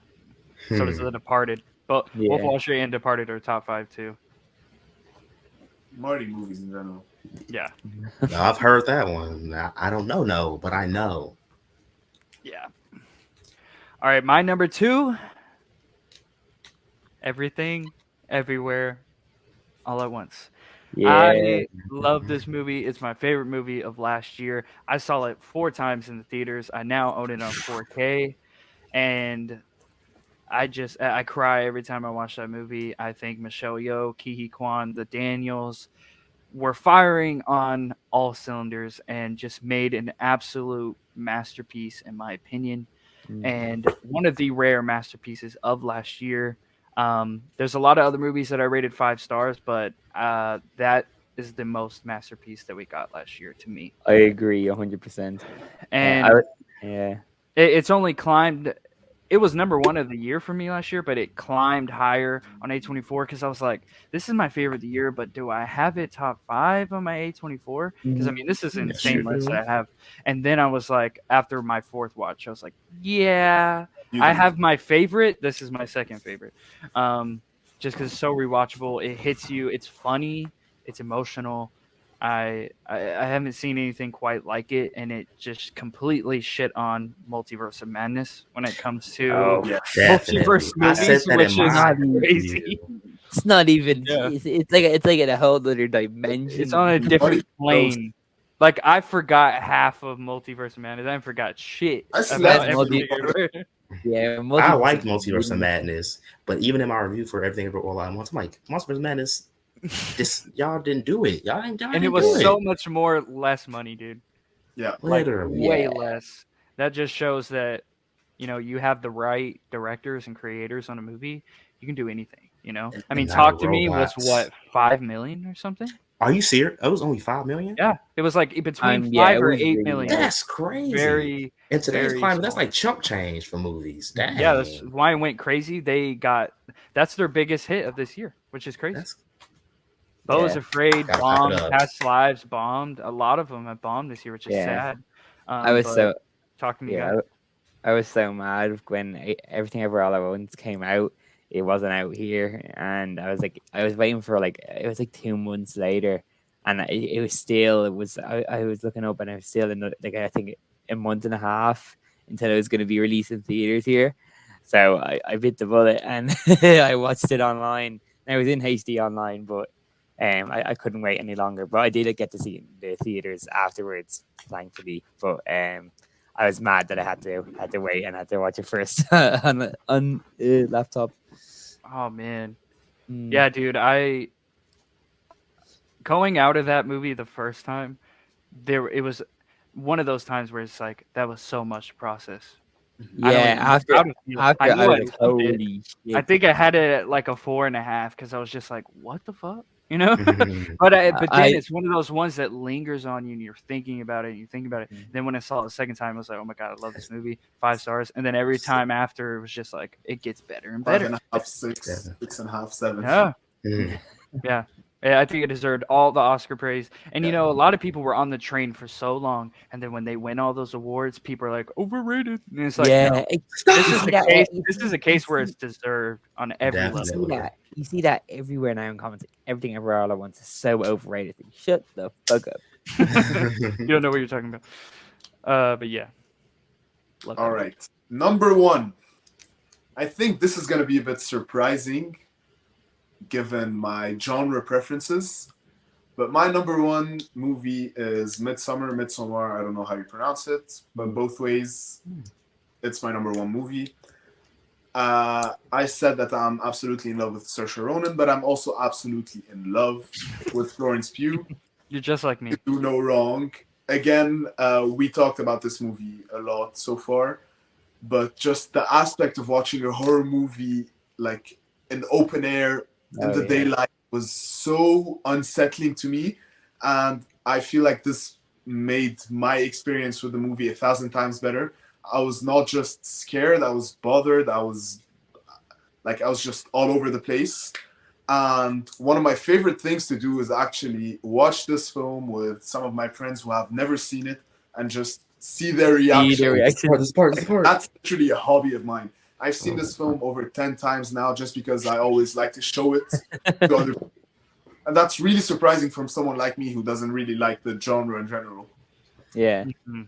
At this point, you're probably desensitized to it. There's another, there's You're another, right, there's yeah. another orgy. Some It like, just it goes above horror though. It's not your traditional horror. It's like it's a psychological Yeah. horror thriller that's has cultish shit in it, but it's something you've never seen before. That's one thing with Ari Aster. Everything he's come out with, I've never seen before. Yeah. And some people will be like, "Oh, I've seen something similar to this in Hereditary, no, or you similar to this in Midsummer," haven't. but it's not executed the way that he executes it. Extremely different. Just random question. Have you seen The Wicker Man? The original one, not the one with Nicolas Cage. No. The bees. Yeah, not the bee. Nah, I have Some not people seen told me to watch that one after watching. Oh yeah, I've heard But I that. still haven't. Heard that. But I'd like to watch that, so maybe you could all watch it together. Yeah, I Mm-hmm. like how you think. not a bad idea. Okay, so for my number one, I have Everything Everywhere All at Once. When I watched this for the first time, Great it film. became my favorite film, like of all time. I was like, I just want to rewatch it instantly. So it was my like number one on Letterboxd for a while, like for a long time. My top four anymore, but I still love it so much, and it's gonna be a long time before any films are gonna pass out my A24 ranking. But especially like it is funny, bonkers, but it's also sad. Like that, the one line, I wish I could do laundry, which in taxes due in the years that brought a tear to my eye, man. Yeah. Yeah, that got me. But I love this film so much, and like I just want to rewatch it right now. Not gonna lie. Yeah, one of my favorite movie theater experiences. I think it was my fourth time I went and saw it. I was alone in the theater because the Oscars were about to happen, and they re-released all the Oscar movies that were Oh, nominated. really? for That's Best so Picture. sick. I remember that. So I was like, you know what? I'm not doing anything today or tomorrow. So I went to like a 9 o'clock showing, and I was the only one in the theater, and I just let it all out. And it was just that's a movie that again you find things that you didn't see the first time. You can get something new from it every time you watch it. So I need to check it out in 4K because I bet it looks fantastic on there. Yeah. Definitely does.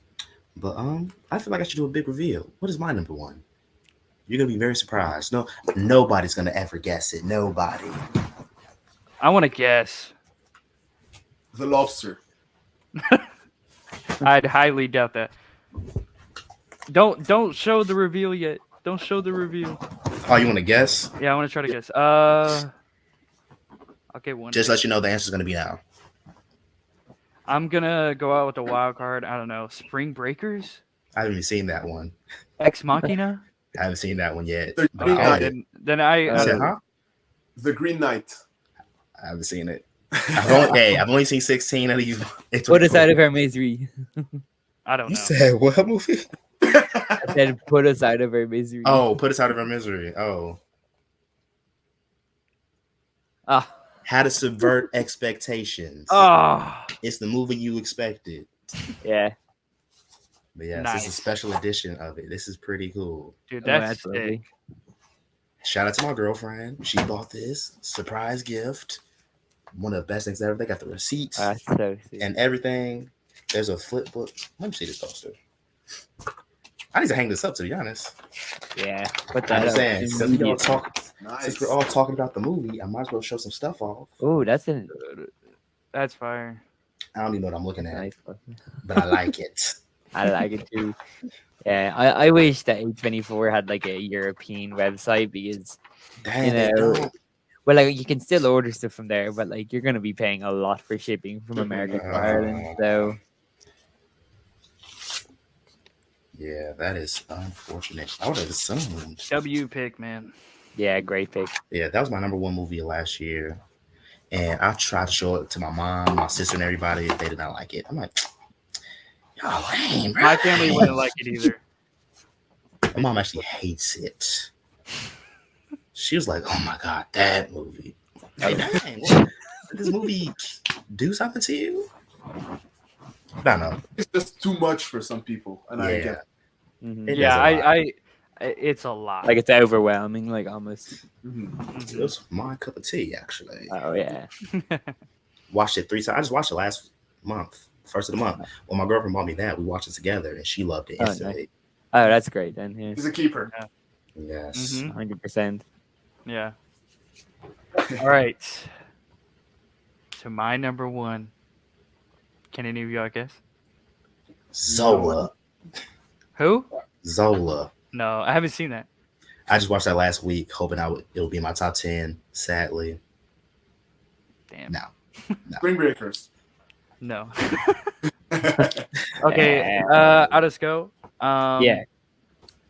This is a film by Lulu Wang, and that is The Farewell. I did not know that was an A24 movie. Huh? I didn't know that was A24. I would have guessed that. Khalil brought it up. Dang, you brought And that I up said during earlier in the this? pod, y'all will Yeah, see you how did, much yeah. I love it. Dang, I didn't know it was this segment. Dang. We've been doing this for a minute. Mm-hmm. So yeah, The Farewell is my favorite ever since I watched that movie. I mean, Hereditary was my favorite for a good while, but that was a movie I watched, I don't know, at like 2:00 in the morning, and I was bawling my eyes out, and it hit me so hard. I thought Lulu Wang snubbed from the Oscars. Could have been nominated. Aquafina snubbed. I forget who did the score. Alex something, one of my favorite scores of all time, snubbed. Just so many things that movie snubbed and just didn't get recognition. Again, very underrated for an A24 movie. I think that and After Yang are two of the most underrated. But yeah, I love The Farewell. It's just a movie that if you haven't seen, you should definitely watch. Yeah. It'll hit you right here. And you've never seen Aquafina do this.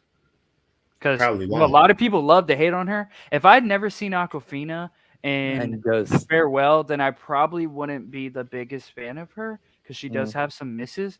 But I like Aquafina, and she was just on a different stratosphere when she did The Farewell. Completely agree. And do you think we'll ever get to see that again? Maybe if she works with a good director. She hasn't been working with good directors. The best directors she worked with, I don't know who did Crazy Rich Asians, but she was good in that. And then obviously The Farewell. But it's all about the projects you pick and writers writing whatever. I mean, being in The Little Mermaid was maybe not the best choice, but she got paid bank. So get that bag. And I actually liked her in The Little Mermaid. A lot of people hated her. Yeah, the song she sings is not good. The Scuttlebutt song was not goofy. Good. It fit the movie. Seeing it out of context, I was like, ugh. But in the movie, I understand. It fits. It was funny. The kids were like, yeah, but yeah, I liked her in that. But the song, no bueno. But yeah, The Farewell. Scuttlebutt. I'm a truther of The Farewell. When I tell people that's my favorite 24, they're like, huh? And a lot of times they haven't even seen it. So I'm like, you can't say anything. But then I had someone the other day be like, The Farewell's overrated. And I'm like, okay, guys. Shut your mouth. Definitely underrated. It's underrated. But they say it's overrated. Yeah. Crazy. Crazy. I don't know. I'm going to write down all these movies. Got to make it a priority. Hell yeah. We all had some staples in there. We had to. But we had some different lists. Mm-hmm. Yeah, you having Enemy on there, I was really happy you brought up Enemy because I'm a Denis Villeneuve guy. Yeah, I was surprised you didn't have it on your list. Dude, I have it at like the 12th spot. Like, it's very high up there, but top 10 is just so. Yeah. Like a lot of the movies I have in my top 10 emotionally hit me different than Enemy. Yeah. Like especially Enemy. 40 A24 movies. Enemy needs and that's not Enemy needs a few watches, I think, to get I've seen it once. On a rewatch, it could go up because Denis Villeneuve is my guy. Jake Gyllenhaal is my guy. So it definitely would make sense to put it in my top 10, but it's just right outside. But all right, we're finished with our top 10 A24 movies. If you're listening to this, let us know what your favorite A24 movie is. Let us know your top 10, what we're missing, what we should have had on here. Yeah, you recommend. But yeah, ones we haven't seen, ones we didn't mention. I would have a ton of honorable mentions, so we won't get into that. But let's move right on into our sad movies that make us cry or just make us sad draft. We're going to be choosing 5, and we can just go in the same order as we did that. Sounds good. Khalil, you want to go first? All right. So first, that's a bit hard. I think I'm gonna take Grave of the Fireflies as my first pick. I knew you were gonna take that one. Yeah. I'm not even mad at it. I still need to watch that. If I need a cry scene, I've I'm never gonna seen watch that. It's one of the most emotional movies I've ever seen. It's I love World War II movies, and this one just gives you a different look Perspective, yeah. into all of that. It gives you like basically two kids' perspective into all the horrors that happened. And I don't know, it just hits me in a different way. So Yeah. that's one pick. Great first pick. And for my first pick, I this is always gonna make me cry. I'm a dog person. I'm going with Marley and Me. This makes me cry every time. I can't stand seeing dogs, just like anything to do with dogs. I'm like, no. But yeah, that's always gonna be one of the movies that's gonna make me cry. But that's my first pick. It maybe makes me cry too. I try to not watch dog movies anymore. Mm. I don't. I'm not gonna Traumatized. say it's a terrible genre, but that is one of my least favorite genres. Just because I've had a couple dogs that I had to put down in my lifetime, so it's not my favorite genre because it would definitely make me cry. Yeah. My number one spot. It's the closest movie to make me cry. I have not actually shed a tear for watching the movie, but this right here, it almost got me. Eternal Sunshine, Spotless Mind. Yeah. I forgot what specific line of dialogue it was that she said, but like I was getting ready for school. Like I'm like doing my hair, having a movie because I was watching in my room. I'm doing my hair. I look at myself in the mirror when she says something. I'm like, my eyes red. I'm like, bro. I feel it. That was on my list as well. That was very high on my list. I need to rewatch that. Yeah, I want to rewatch that soon. That's in my top 4. Oh yeah, I remember. I was hoping you weren't going to pick it as your number one. Yeah. So my number one, we just talked about it. I got to go with Everything Everywhere All at Once. I've seen it 4 times now. I cried every single time. And just thinking about it, just thinking of the score makes me want to cry. So I had to get that on my list because if I've seen it 4 times and I cry every time, then it's one of those ones I got to get on there. So, and then just to make it, even easier, I just talked about it as well. Oh, no. I gotta go with The Farewell. I don't think I've ever cried any more in a movie before than that. So, 2 A24 movies out the gate. They're good, man. They're now good he regrets saying that now. Saying it, he shouldn't have reminded him. Hey, can't go wrong with Lion King. Watching Mufasa. Yes. Yeah. Cried minis of times in that movie. As a kid, that one did hit hard. Like, what do you mean he's dead? Like a young little kid watching it the first time. No. You was my homie, man. You was my dog, man. Okay, so for my second pick, I don't know if any of you guys have seen this movie. I only watched it for the first time this year.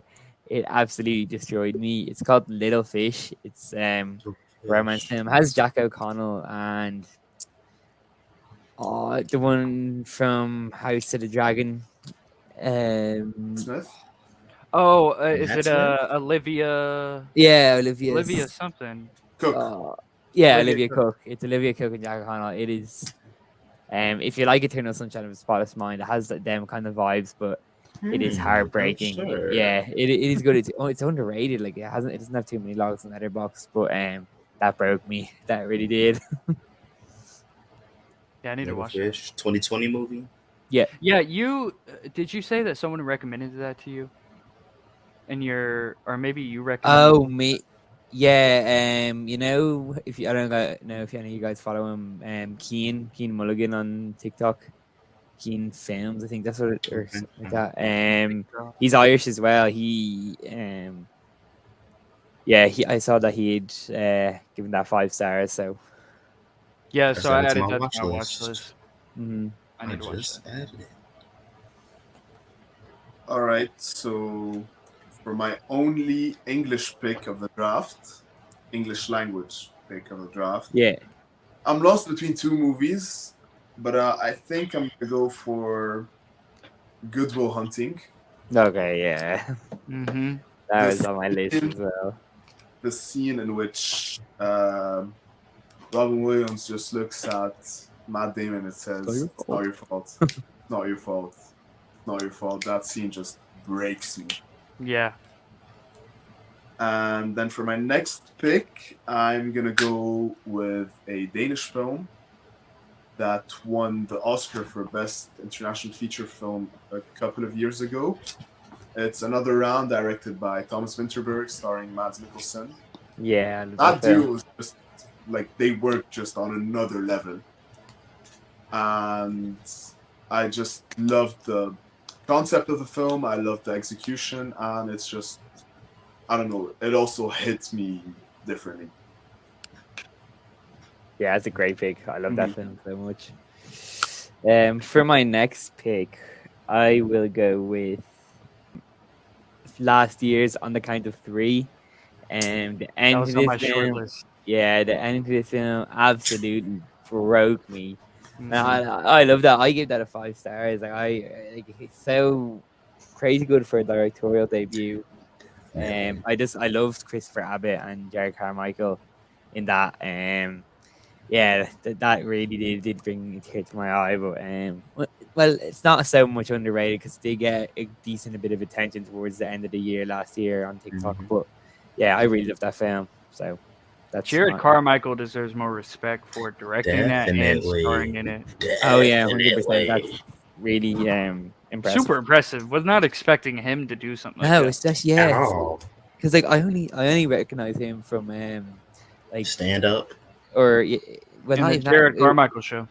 Yeah, and he was also Yeah. in I think Bad Neighbors or I forget what or what it was called. Yeah. Neighbor Seth With Rogen and Zac Efron. yeah, Zac Efron. Yeah, That's one of my that's favorite comedies. Not gonna lie. yeah, that's Dude, what I I love that recognize. movie. Yeah, that's what I recognize him from. So I was like, Top 10 comedies coming soon. Dude, that movie's low key oh like yeah, hated on. Like when I went on it Letterboxd, is. so Definitely. many people rated Terrible. low. It like Has has like terrible a let me see reviews. what's the average is. I think it's it's one below. of The sequel only. I like the sequel too, to be honest. I think Um, Seth But that, Rogen, I understand it's it one of more. Seth Rogen's best movies. It has a 2.9 average. That's crazy. I had it at a 9 out of 10. Not gonna lie. Yeah, I have it at a 4.5, which I may be being a little bit generous, but comedy is subjective, man. No, It literally. is fact. But it's on me now. Yeah. Gotta go with The Pursuit of Happiness. Oh my god. You just want to see your boy Oh Will my make it out the God. mud, bruh. You just want to see him provide for his son. Oh. I should have. It wasn't on your list But at if all. I didn't pick The Farewell, that would have been gone. I should have waited on Everything Everywhere. Where any You of didn't y'all have it on your pick list that? at all. I had everything everywhere, but it I wasn't. did. Bitch, bro. Pursuit of Happiness makes me cry every time. I haven't seen it. I haven't seen it since Dude, like 6th grade. To be I think honest. that's like Will Smith's best movie, or his best performance. I mean, Mhm. Yeah, agreed. I haven't seen King Well, Richard, I think but, after. King Richard's No. actually. Yeah. I really like King Richard. King Richard. but I'm Legend's a really good performance too. But I Oh, think I that's know. his best movie. Oh, it's by far his most rewatchable movie, anyways. Man, you stole that right out under me, man. Oh, it's this close. I'm sorry. But yeah, Nah, you said you watched it when you were younger. Oh yeah, in 6th grade. For some reason, we watched it in health class.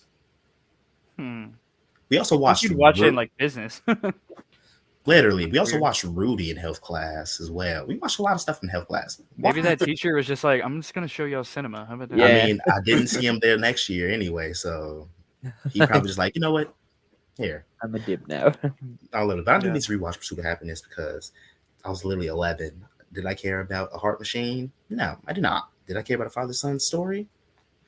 I kind of want to play Five Nights at Freddy's, guys, but I definitely feel like I would feel it now, being older. Oh, for sure, dude. But at literally 11 years old, nobody's paying attention to that movie. I don't know, man. I did. I owned it on DVD and I watched it a lot. That's one of the main reasons why Will Smith was my favorite and still is like one of my favorites because I Am Legend, I, Robot, Pursuit of Happiness, Men in Black, Hancock, Back to back. like all of those ran my childhood. Fact. You know, because he was one of those guys that he made they're not necessarily family movies, but you could be a little younger than 13 and watch them. You Yeah, know, I he grew up on wasn't Men in in like Black. terrible movies. You know, like Men in Black, I saw super young, I and love I Men in Black. saw I love iRobot Men pretty in Black young too. too. I'm Legend. The first time I watched was scared, Oh yeah, but I was pretty young when I watched it. But yeah, Jalen stole that from me, but that's okay. So my third pick, I'm gonna go with an international film that's actually A24 that came out last year, and that is Lucas Dant's Close. Oh, I never saw it. That was on my watch list. I went and saw that. I was in the theater again alone in that, and I cried my eyes out. I was the definition of devastated. I was, yeah, I haven't felt something like that in a movie in a very long time, let alone the theater. And it just hit home for me. I think I need to rewatch it because I gave it a 4.5. Starting out, I didn't quite think I could give it a 5, but very good movie. It'll it'll definitely hit home for you. I think you may not be in love with it, but it's definitely gonna Mm. hit home. Um, It's on my watch list. so that's my third pick. Then I'm gonna go with one that I watched recently, again in the theater alone, and I'd never seen it before. Seeing it in 3D in the I theater already know for the what you're gonna first time, say. Titanic hit so hard for Mm. me. I Really? cried so much, man. Way more than I expected. Like, Yeah, because yeah. Titanic was, I always had a stigma on it. Like, I know it's great. It's Leonardo DiCaprio, it's Kate Winslet, it's James Cameron, but I feel like that shit's overrated. But I'd never seen it, you know? I just Mm. feel like if I watch it, it's gonna be a bit overrated. Which in a way you could say it is just a tiny bit, Yeah, I but I do feel still like loved it. it. I gave it 5 stars. I was like, this is in my top 100. It's a spectacle, man, and for it to be PG-13, there's nudity, there's people freaking dying, falling off the Yeah. top of the boat. I was like, Jesus, like James Cameron really got away with some shit for this Oh, movie. he did. And But if you know just behind the scenes, Titanic, man, hit home really hard. So that's my fourth pick. It's a good pick. for my fourth pick, I'll go with this movie called If Beale Street Could Talk. Yeah. That's on So my your watch list? list. That's on See, my watch list. I want to watch it. it was a song from the movie that was really popular called Agape. It was a piano song. One of my favorite scores ever. It was like 2020, 2021. Don't know if y'all know. Mhm. But that score is what made me watch the movie. And I have a few soundtrack movie scores that's going to make me watch a movie. And I'm not mad I watched it. It was a pretty interesting movie. I went in kind of blind. It's about this young black couple in like 70s Harlem. The girl's pregnant. The guy is wrongly convicted of something he didn't even do. She got to raise. They like 19 and like 20, and she got to raise a baby by herself. Fuck. He's in jail, and it's like there's a lot of things that I can't remember that's going through the movie right now. But they was fighting, and it didn't work. And it's like, no, you just want to see a boy get out. Yeah, I need to watch that. It's been on my Yeah, watch same. list for a And I'm while. telling you, the cast is actually pretty stacked. They got Pedro Pascal at it, Tiana Paris, the girl who played Oh, Riri really? Williams in Wakanda Forever. Okay. What's that boy name? Huh? Something Domingo. Dang, they got a whole bunch of Oh people. man, he was in The Harder They Fall. They got a Is bunch it of people. is it Coleman Yes, or Coleman. Coleman Domingo? And then even what's the guy? The guy from Andor's in it, I believe. I forgot his name. Diego Luna. Is that his name? Yes. Mhm. Yeah. Yeah, he's in that movie too. It's a Damn, stat that's cast. exactly Dr. Cast. Yeah, there's a whole bunch more that I can't remember right now. But I definitely say check it out. It is one of the movies that might get you. It didn't really necessarily get me, but it's like the situation itself is very sad. Yeah. Mhm. Because then the kid then ends up visiting the dad. Mm-mm-mm. Not a spoiler. Yeah. Mm. Well, you said it, yeah. So for my fourth pick, I'm gonna go with a classic. I'm gonna go with the Green Mile. You know, don't put me in the dark. That the ending really does. Even though I've watched it so many times, and I don't absolutely love the film. I still think it's pretty good, but it is so fucking sad. Like, rest in peace to John. Oh God, this is so. Well, that actor. I'm blanking on his name right now, but yeah, the ending is so sad, and that's my fourth pick. Oh, Michael Clark Duncan. Mm-hmm. There you go. Yeah, it's a good movie. All right, so for my fourth pick, I'm living in Italy right now, so I'm gonna pick an Italian film. I'm gonna pick Life is Beautiful or La Vita è Bella in Italian. It's also a World War II movie about a father, like a guy who meets a woman, and then they have a son together. And it's the heartbreaking relationship between the father and the son in a concentration camp. I actually went to the town in which they filmed the first part of the movie, and I didn't know I was actually in the town in which they filmed the movie, but everything seemed so familiar. He was And like, then I figured out, like, oh, I've seen this in the movie and not in real life. So that was funny.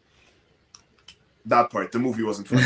Actually, the movie was very funny, but also very sad, and I think that's why I love it as much as I do. Mm-hmm. And my final pick, since I'm Lebanese, I'm gonna pick a Lebanese film as well. It's called Kafarnahoum, directed by Nadine Labaki, who's one of the best directors coming out of Lebanon. And I think Kafarnahoum is one of the best Lebanese films ever. It was actually nominated for an Oscar for best Oh shit! film, look at that. and I think you should all go watch this film. What's it Yeah, called again? yeah. I'm gonna add it to I'll send you the name in English. Oh, okay. Okay, perfect. We'll show it on the screen somewhere for anyone watching. Yeah, But it's a really good movie. And actually, the two main characters in the movie, like the actors, were not actually actors; they were just regular people. Oh, wow. really. So emotional, and they, like, in the film, you could see the real life of the people acting, but it's not a documentary. So it's that gray line between scripted. Oh, okay. Yeah. Didn't the Safdie brothers do something like that too? I don't know. Is it the recent thing that they were doing? Not like before Uncut Gems and Good Times type stuff, like first starting out type thing. Oh, I Taking don't know. people off the street and like telling their story. Oh, Like okay. scripted type thing. Well, that sounds like a pretty cool movie though. Are you talking about like taking people that aren't normally actors? Yeah. Oh, okay. Yeah. Yeah, they did that. Like the guy who I think is like when he goes to the Yeah. bank or they're like to get the money or whatever, that's an actual banker and stuff like that. Mm. Make it more authentic. Yeah. Real cinema.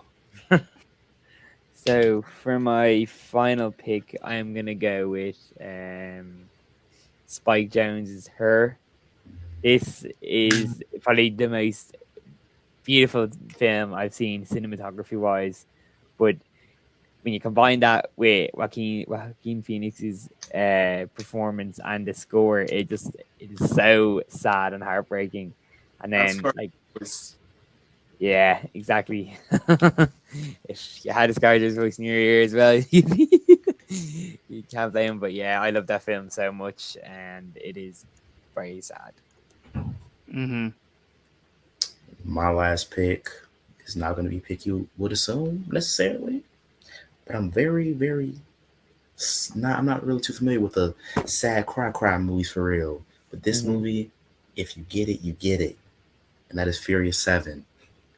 That's on my list. When my boy Paul Walker cried looked in that. over, When I see you again, man, That did hit. man. That did hit. it did Not hit. At the gonna lie. time, I was sad as fuck.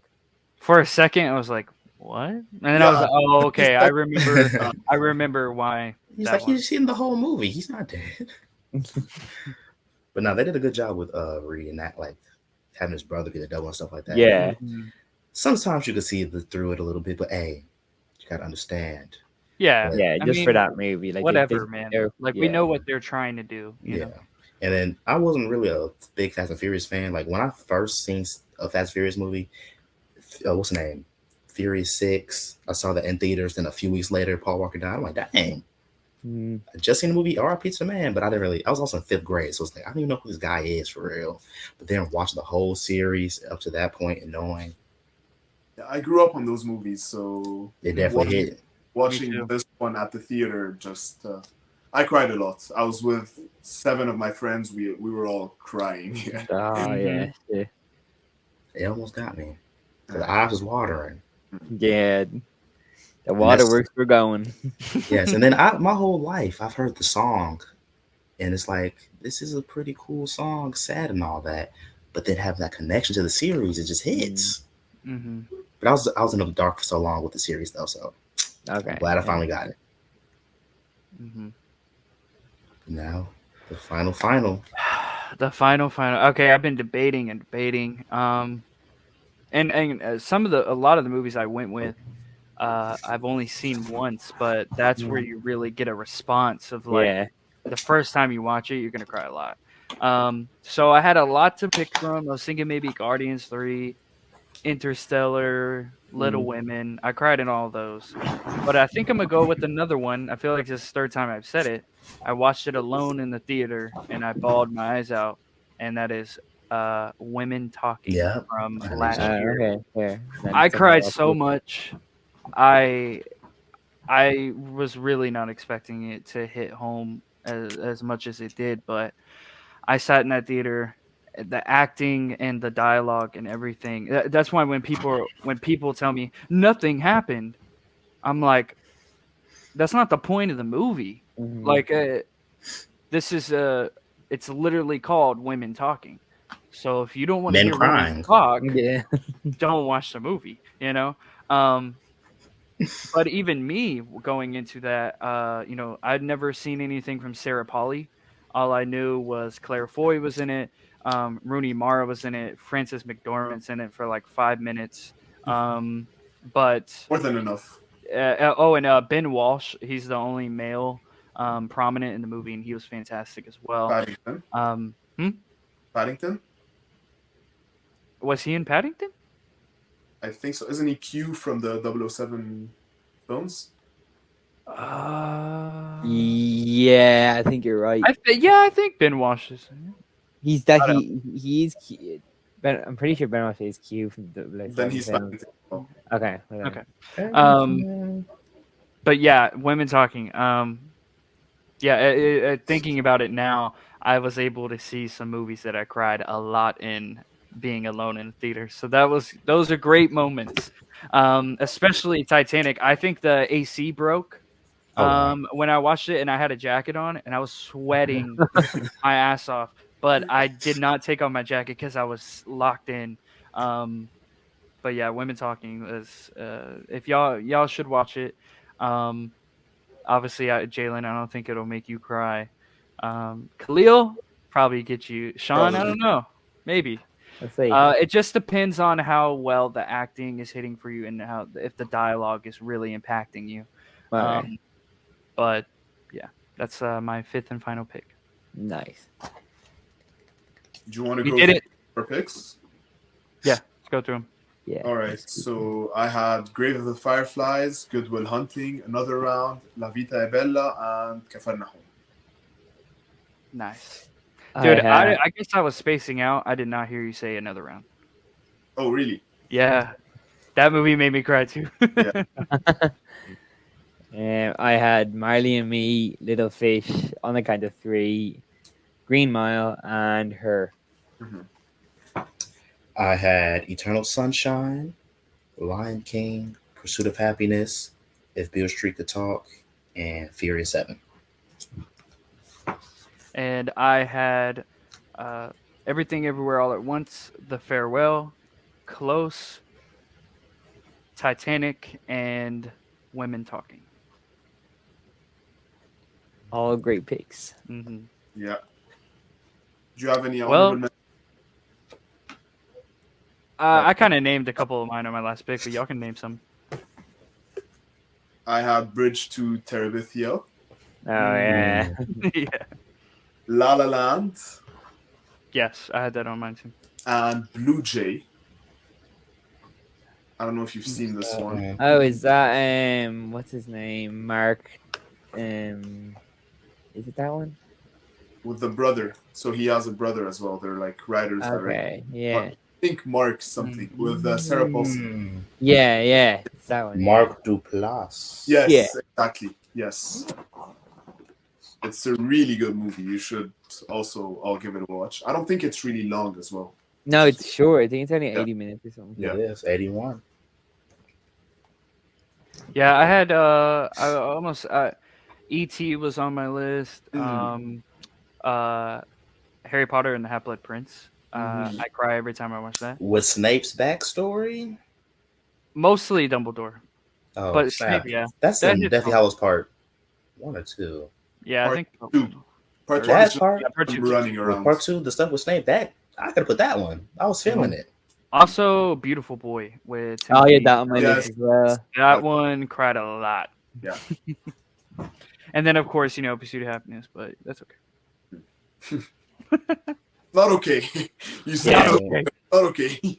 I also some honorable mentions for me. So Fruitvale Station with Michael B. Jordan.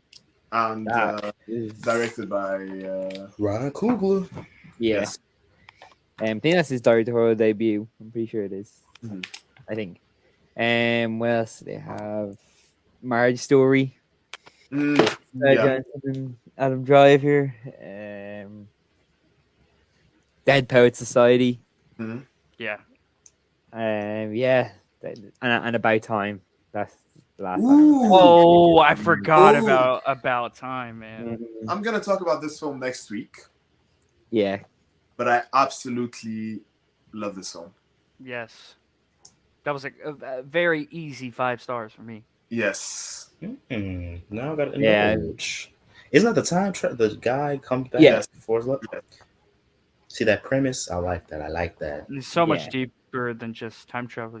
Exactly. Especially wrapping it up at the end. Whew. Mm. Beautiful. Rachel McAdams, fantastic. All right. We have finished the pod. We are 2 hours deep again, 2 weeks in a row. Yeah. But I feel like this one was flowing. We were just Oh yeah, we got talking It about was it. natural.